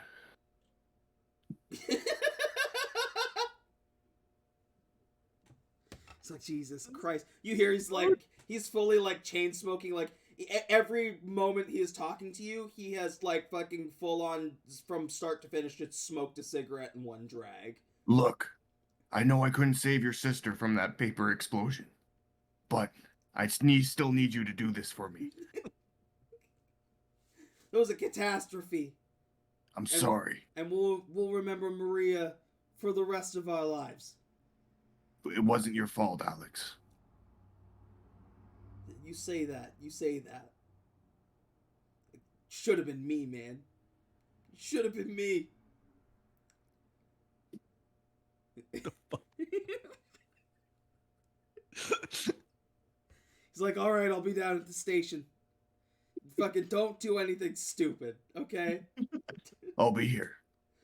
I won't escape again. Bulwark and Snip, you have escaped the scene. Where are you guys going? Dennys, presumably, or watch. Imagine we could watch it on his suit. Like he didn't take his suit or anything. Who's Like, could we like look in on Papercut's suit? he was wearing the suit. Imagine we could like check in or like listen through like his comms or something. Well, like it's so you don't hear much because they would have like taken his suit off of him and put it Gotcha, into yeah. into like a processing, right? Like it's evidence into an evidence Yeah. lockup.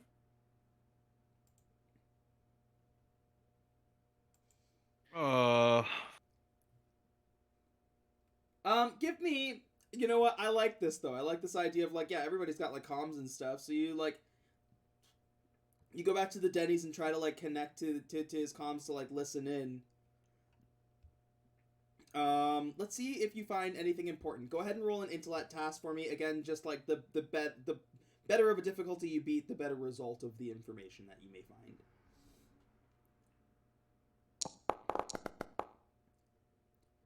So like him one and me one, or just him one? You could each do one if you want. We've got Yeah, each I mean, too. I might as well. This is Eagle Bulwark to Oh, this is paper cut 25. 1. Okay, so Bulwark, when you're listening in, you're trying to hear, and you hear a conversation between two officers.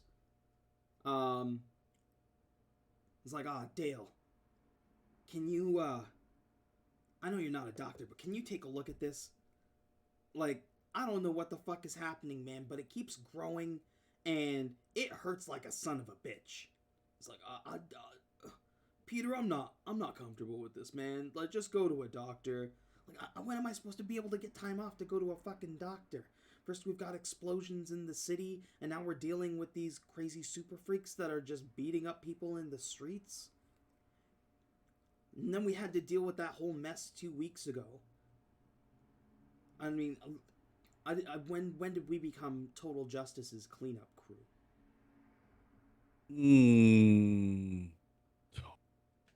Fucking told you. What you hear when you're listening in Snip is a different conversation a little bit later on. And it sounds like another conversation between like 3 or 4 maybe officers in the same room. And they're talking about the explosion that happened. And they're like, yeah, there wasn't much left behind, but when Justice Man pulled stuff out, he pulled out one of Ripper's weapons. It's so cool. It's like, it looks heavy as hell, though. Fucking hold, though. And it was glowing. Like, it was glowing a bright green. I'd never seen anything like it. They told us not to touch it directly, but, you know, if you manage to go check it out in lockup, it's really fucking cool to look at. Shit. Exactly how we respected. I told you not to bereave the justice team. I told you they were up to no good. Bulwark's like sitting there writing with the pen that that guy got thrown for. He's writing down like cleanup crew, total justice. Guy got a rash. And there's some kind of glowing thing in lockup that we can check out too.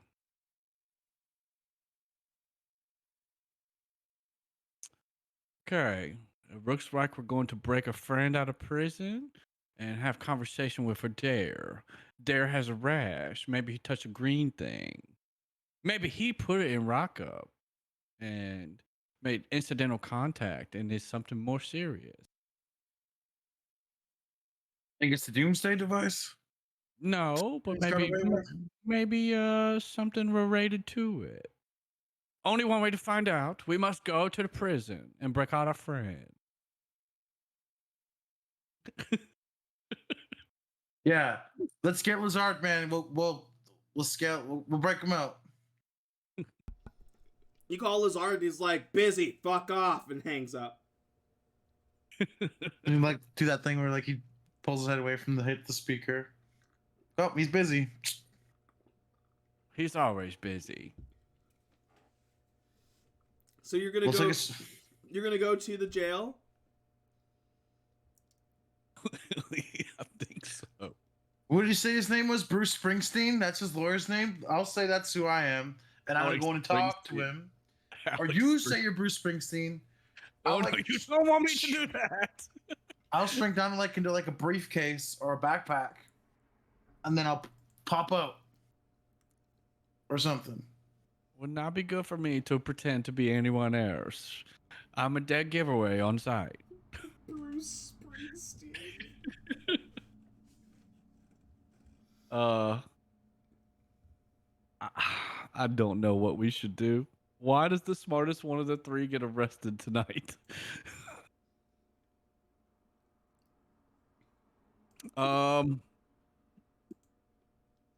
Maybe we shouldn't. He seemed like he wanted to get arrested. Unless we could talk to him. Maybe we'll go stake it out and see when Alex goes in. And I might try to sneak into the back and get into lockup to see if I can see anything about this device. I think that's going to be a better plan for me. Speaking of Alex, we'll go back to the prison as Alex has rushed down. It looks like he's like rushed to get dressed. He's wearing like 2 different colored socks. He's wearing like khakis with like the weirdest like vest that you've ever seen. He's like, "Listen, I was at a party when you called. What is going on?" They're saying you broke a homeless dude's collarbone For justice. and damaged a woman's car. For justice. What did he do? Stole grave robbing. It's illegal. I can't have it in the city. What do you mean grave robbing? Grave robbing and tampering with evidence. There are superpowered villains out there, and you're worried about a dude who stole a pen off of a dead guy? There's super villains out there, and they're worried about a little damage to a civilian's vehicle. Yes! In the name of justice? You're supposed to be protecting people in the name of justice! I was protecting people. I was protecting property, pursuit of happiness, and liberty. Okay. We need to get this guy to drop charges, because if he doesn't, you're going to jail.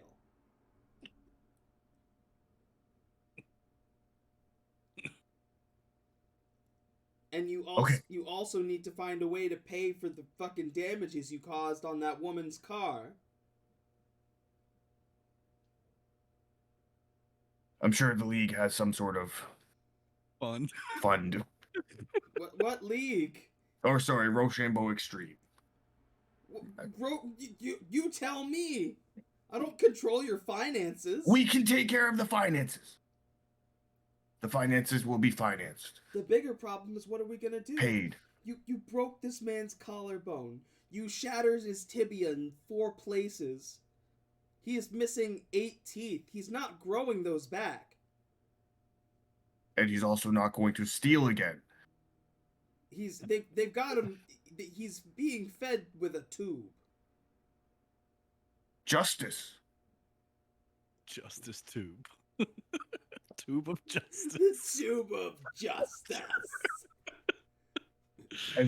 As his wheels slide down those tubes, crime slides through the streets.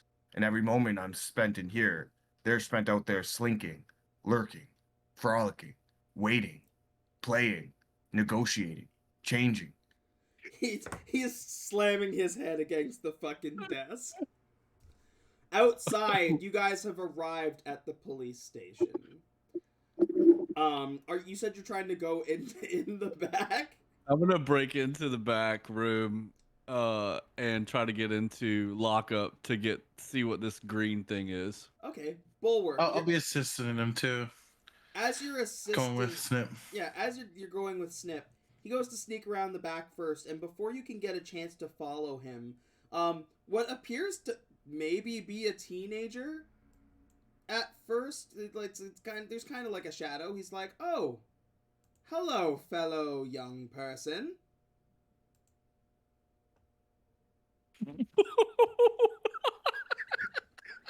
I'll The teenager with the gray black mustache. Well, hello. He smells suspiciously of apple pie. Just cross his arms and be like, "It's kind of late for you to be out here, isn't it?" He's like, At the prison? I just got out, homie dog. I have been running through these streets. And I have mad respect for your game, yo. And he does, like, the peace sign. He's like, do you think I could get a selfie with you? You look around, look to the left, look to the right. He's got like the big morphed jaw at this point. He's like, yeah, I'll take the picture. He's like, oh, right, yes, but yes, my name's Chet, and you're the legendary Bulwark, right? No, my name's Bruce Springsteen. Well, nice to meet you. Oh, yes, Bruce Springsteen, of course. He pulls you in to go and take a picture, and I need a intellect defense roll, please. Of course.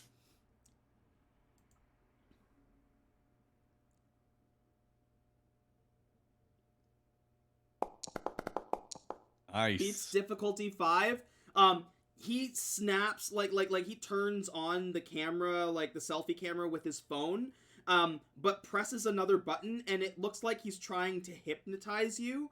Now that you're actually like have him right beside you, and you're smelling that familiar smell, you recognize that this isn't cool kid Chet, but instead is your longtime rival or like longtime nemesis, Irvin Langstrom, obsessive geologist. Oh no! Langstrom. It's you! He's like, no, I am simply a young cool kid from the inner city named Chet. Yeah, I'm gonna realize that was he's trying to hypnotize me. I'm gonna try to break his little device there. I thought you were gonna say break every bone in his body. I have an ability. It's a skill. It's called "Give Me Something to Break." I don't know it's rolling. Just kind of trying to show it. Yeah, difficulty 4. I'll give it to you. You like fucking reach over and crush his phone. He's like, oh no! He's like, now how will I check my tweeters and vines? Listen here. I should throw you in this prison and lock you up. They'll never let you out. He's like, one day I will get your stones. And he like clicks the little utility belt that he's got on. And first, like, it changes him out of his cool kid, like, figure into his, like, actual form. He pulls out one of these big rocks, and you watch as he clicks his utility belt and turns invisible. Is he gonna try to do that, like, try to grab a motion and he'll go invisible, and he's like, damn, he's gone again.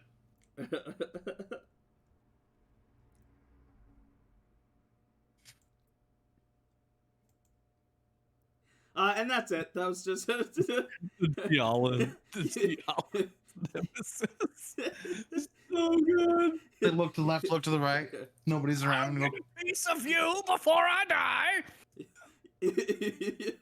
So, Irvin Langstrom, like thinking back to the past, because you were like from the 1800s, gaining your powers from being like an archaeological explorer. His grandfather was one of the people who witnessed it happen, and passed this tale down of you, and like his whole family became like a geology obsessed family, and he became obsessed with getting your stones to be able to harness your powers for himself. But he's kind of like weird and slapstick, so like, yeah, he just showed up as like the cool kid. He always pops up with like kooky disguises, always trying to get your stones. I'll like catch up to Snip and I'll say that, but like, oh man, it's just Langstrom trying to get my stones again.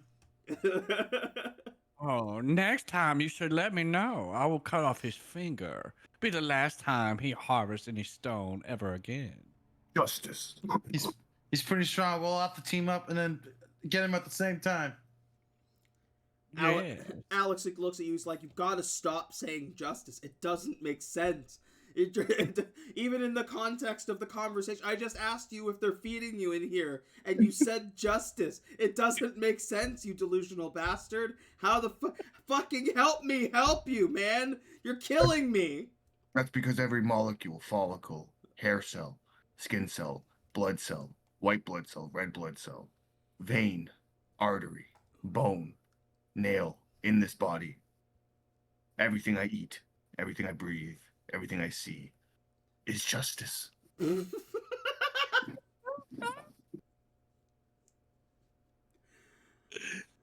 Oh Am my god. So justice, is that like, does it taste like tater tots? Like, what's justice taste like? It tastes like people walking the streets safe, like children being able to play, and people being able to work jobs late at night. You know, the ones that don't pay so well, but you take what you can get, and then you have to walk home late through a bad neighborhood. Well, when I'm around, that neighborhood isn't bad. It's full of justice. So Snip and Bulwark, you are at the back of the police station. You're trying to sneak in. Oh yeah. So you find a Yep. door, but it's got like a security pad. Like you need like some kind of like key card to get in.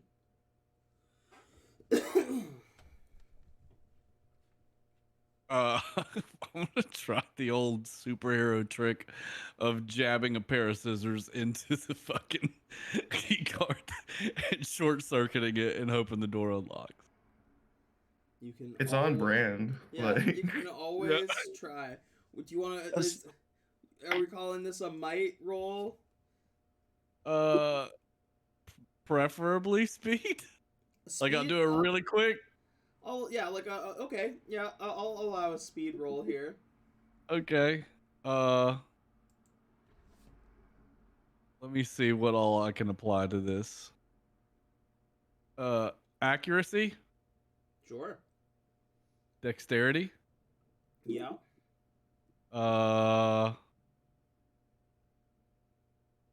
proficiency with light weapons. Okay. And I think that's it. I think that'll cover it. Sure. So we'll just call that east by 3, and then I'll use a point of effort for it.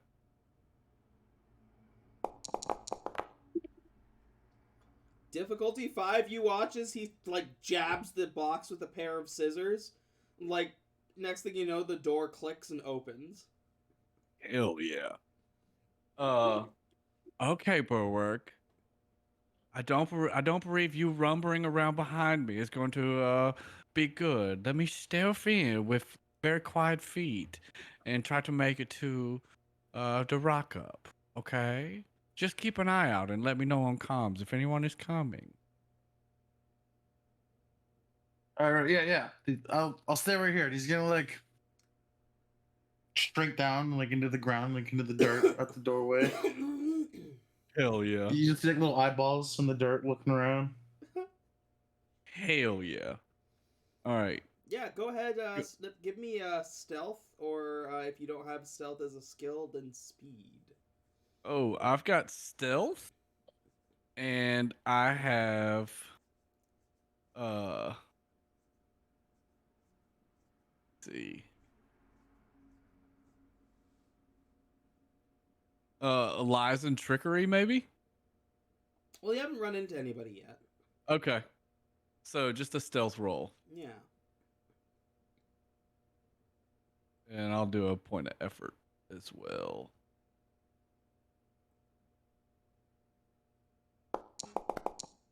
Oh, come. I'm gonna roll an X. I'm gonna do an XP for that one. Sure. That's 2 4s in a row. Terrible. Oh, got a little better. All right, we'll go with that.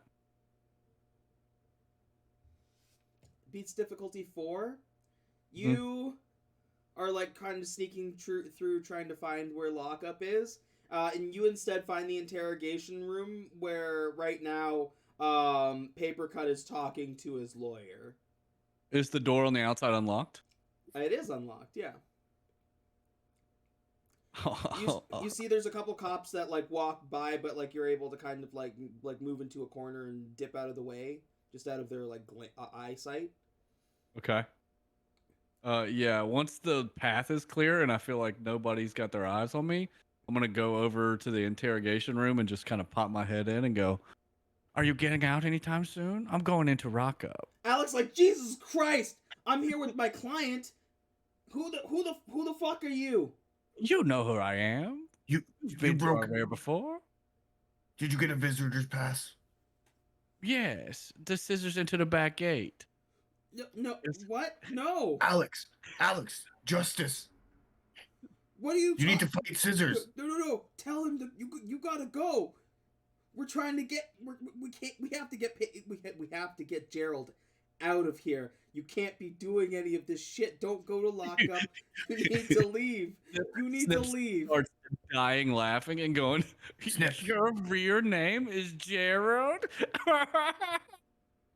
What? That's not the point right now. Who is this? Is this your accomplice? Is one of your superhero partner accomplices?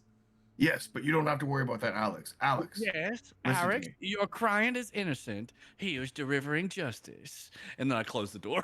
Snips is going to leave. You need to get me my belongings.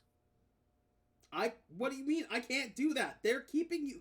What don't you understand about you are being charged with assault and battery? I understand, but there's justice that needs to be dispersed. No, And no, not for you. No justice for you, Gerald. There's no justice for you. Right now, you need to calm the fuck down so that I can get you out of here. You were processed tonight for assaulting a man in the street. I'm gonna reach my hand through the bars and like put it on his shoulder. Alex, I saved you from that vat of acid. You saved me from that swarm of bats. We've been through a lot together, and the thing I'm about to do next, I truly. Is he the Joker? Kirby just leaves. He's just done with this shit. Joker! What the fuck is happening? Look, I know we almost got killed by that pack of hyenas, but we made it through, and we're gonna make it through this. It was a paper explosion. I have an investigation to do. Are you on drugs? If justice was a drug, I would be an addict.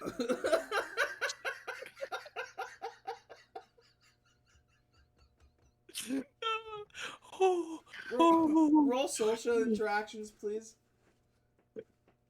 Okay, all right.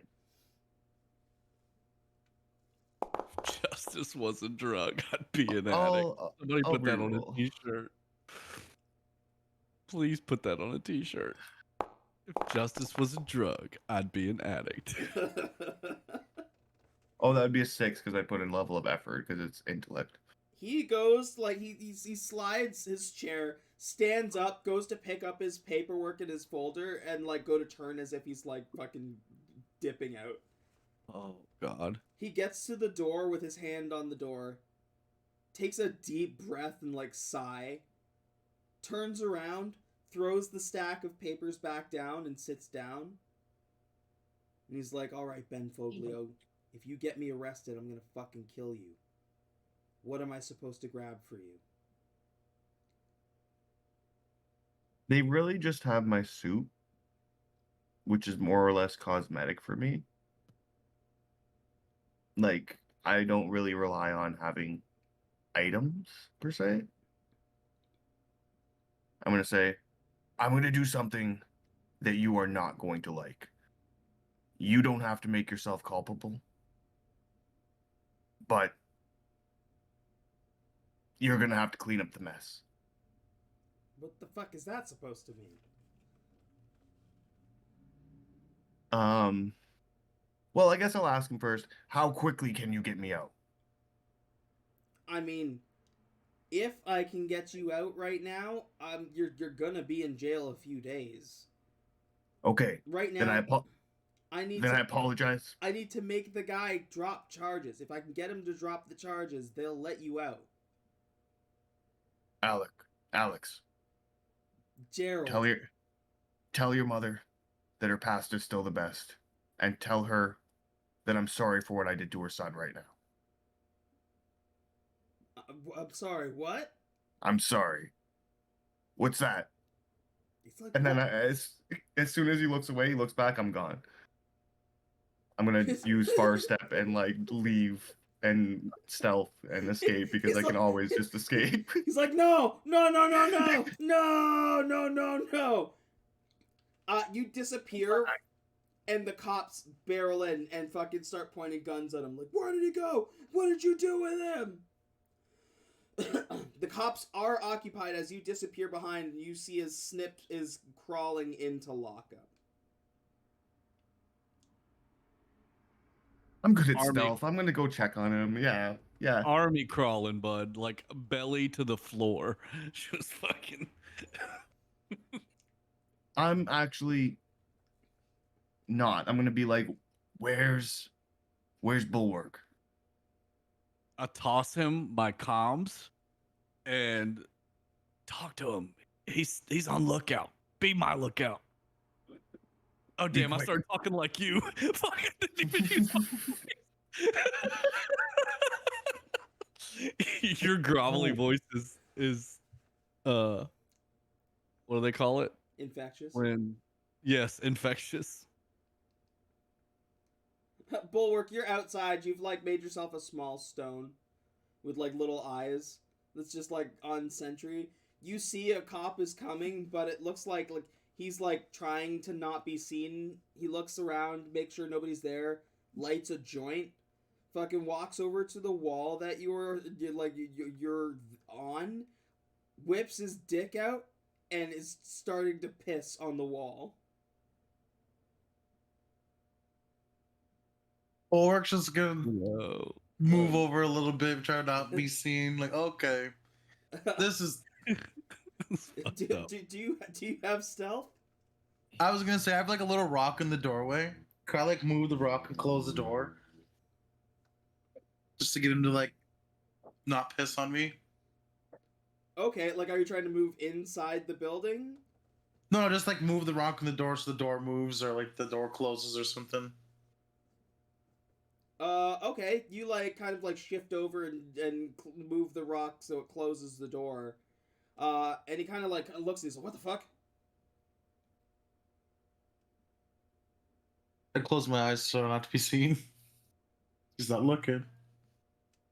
He's like turned the other way, like away from you now. You know, obviously once you start, you can't stop. So he just like he pisses all over and fucking like power hauls the joint and flicks it, and he's like, "It's fucking weird out here." And he walks inside. Covered in piss. What? Am I covered in piss? No, because you moved out of the Okay. way, right? All right. Like, whew. That's the only. Like, I was just like, what would you notice outside?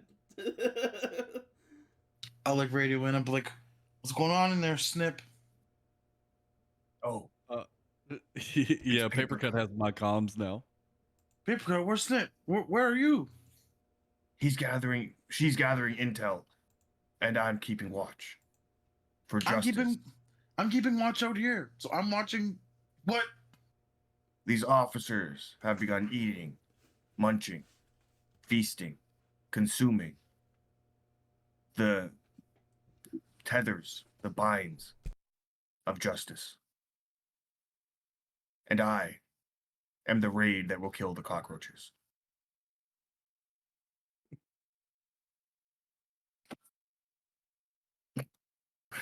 The rain? Raid, like you know the spray.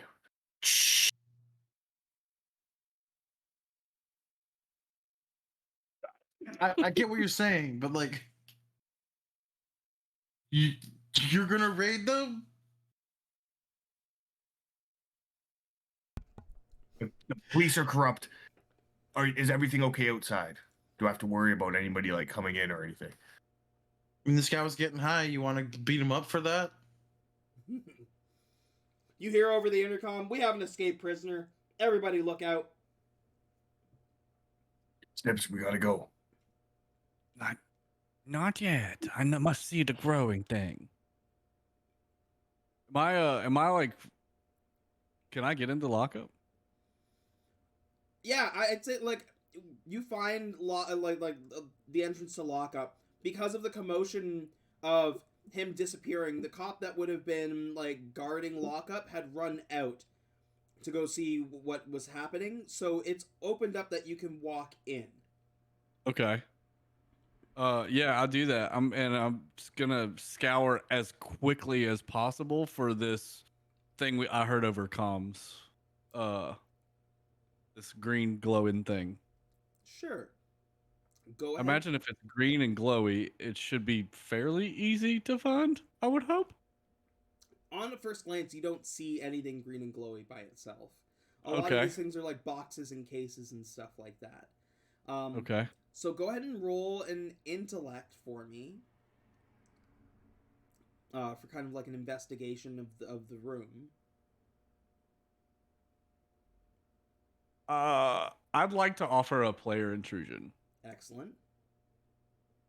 Could I, with the speed and precision with my blades, start like cutting up all the boxes to just get something to glow through them or from them to give me a faster direction to this object? You pull out your blades and like whirling dervish start like spinning around as you just cut boxes open.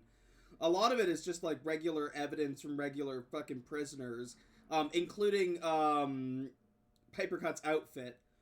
You find. And one of these long cases, you slash into it and reveal like a bit of a glow. Okay. Yeah, I'll go straight to it. And This case was a lead case. It looks like the glow that you're seeing is it looks like one like you open up the case and it's one of Lord Ripper's swords. It was the one that as he was disappearing was the one he dropped, and it is glowing with the same green radiation glow from that machine. And now as it is exposed, you are starting to feel kind of sick being close to it. can I put it in one of my sword sheaths? No, it's too large. Okay. Like, it's like a cleaver. Oh, shit. Hold on, let me see if I can bring up Lord Ripper. View character. It's like a great sword.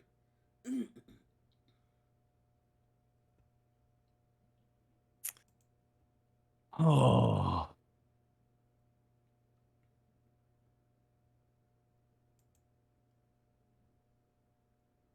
I don't think it's worth it. I think we need to go. I think I should leave it behind. On first glance, is there anything else in the room that's jumping out to me? Like the investigation to Smock's murder or anything like that? Like labeled on a box? Go ahead and roll like an actual like intellect for investigation for me. Okay. Nothing. You like everything else is just like normal boxes. Just and stuff. I've probably just tattered everything. My chances of finding it, my guess. Yeah, you've shredded a lot of boxes. All right, so I'm gonna leave lockup. Now that I know what the glowing thing is and where it came from, I'm less interested in it, especially if I feel sick around it, because I don't feel like I could probably hold it for too long to really try to harness it myself. So yeah, I'm gonna leave lockup and tell Papercut we got to get out of here. There's nothing in there. It's Ripper's sword from the radiation blast. We need to leave. While he was going through lockup, did that weed smoking cop come through? Could I have beat him up for Yeah, smoking a small amount of weed? He like comes in the back and like stops and like full on like eyes glazed looks at you like, and then goes to grab his comm. And when he looks back, I'm gone. and then he looks beside him, and I'm there, and I go, paper covers grass, and I punch him in the face. He's like, oh fuck. And then after I beat his ass, I'm going to be like, you should have learned how to roll with the punches instead of rolling joints. He's out cold. Oh, hi, Snips. Enough is enough. We need to get you out of here. You're going to get me rocked up. You keep doing this. I'll open the door. There was no from justice in that. Last By time I the checked, way. weed was not legal in the city. Is weed legal in the city? Yeah, 100%. 100% weed's legal in the city. I'll open up the door and be like, man, assaulting an officer's worse than smoking weed, man. You said he was doing drugs. And once again, as you're leaving and going out the back, I'm going to offer everybody a group intrusion. Oh no. Let's take it. Now we're all arrested? Let's go. I'm down. Yep. Yeah. They kill Alex Springsteen. So as you're going out, you do see them like drag Alex Springsteen out in cuffs. They're being real rough with him.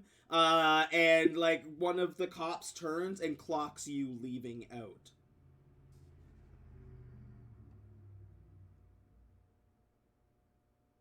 We gotta get out of here, fellas. The gig's up. We don't have days to rot, to writhe, to waste away in the judicial system. Then why did you let them take you in the first place? Because I knew Couldn't Alex you would be just able to handle poofed? it. You could have just poofed out of there. You could have poofed out of there when you were in there with Bruce Springsteen. You can poof out of here right now, but you're not. Justice still needs to be dispersed, and Alex will speak on our behalf. He's a good man. God rest his sister. I know you're watching, Cecilia. What the hell are you talking about? We gotta get out of here. Who?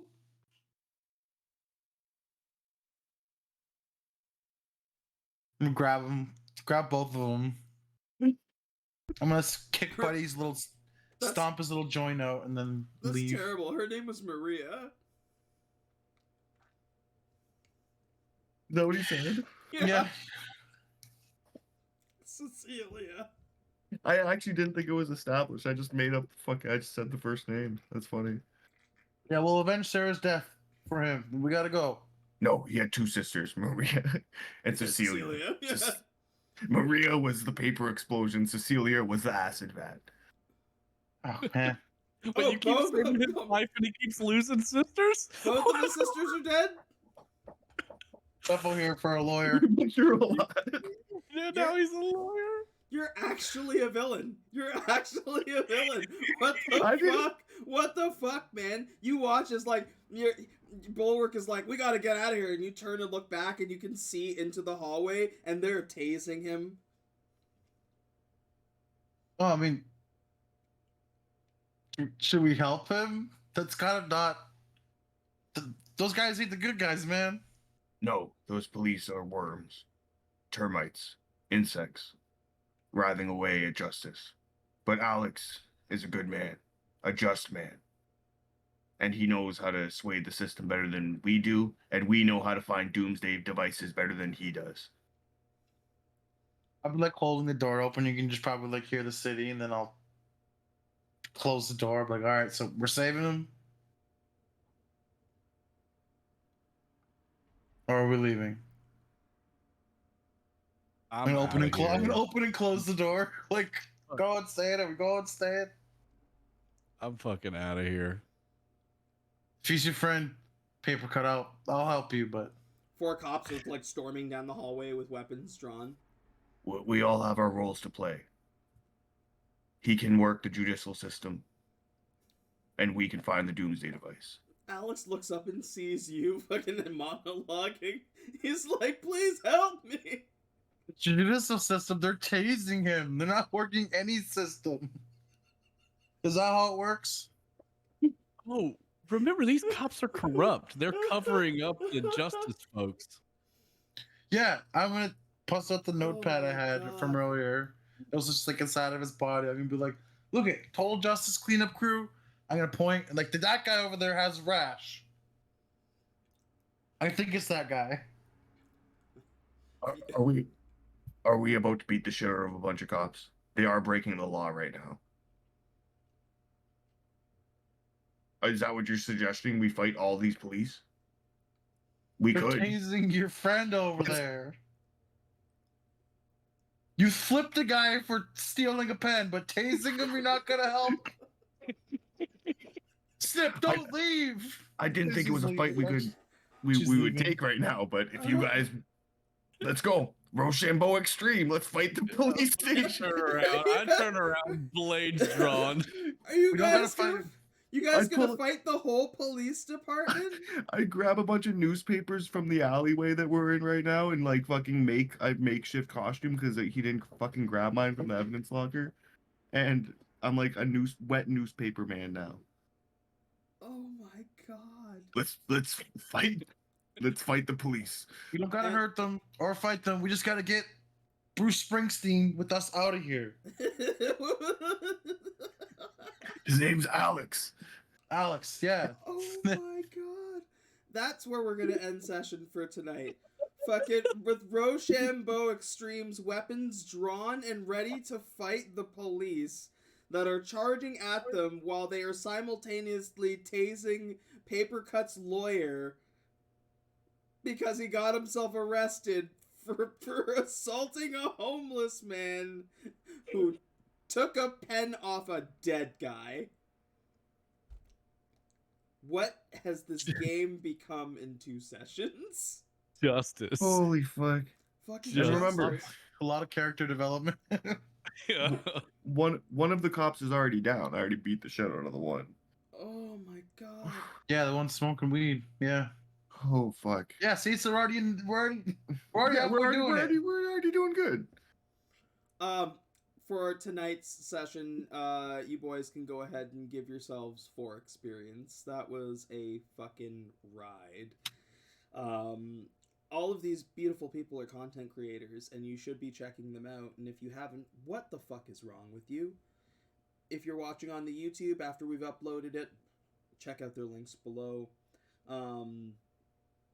Jesus Christ. Yeah, we'll be back on Wednesday for Hijinks, which I think is coming to a fairly epic conclusion fairly soon. And yeah, holy shit. I think everybody has, like I said, has games. Kirby's doing Lost Mines of Phandelver on Thursday.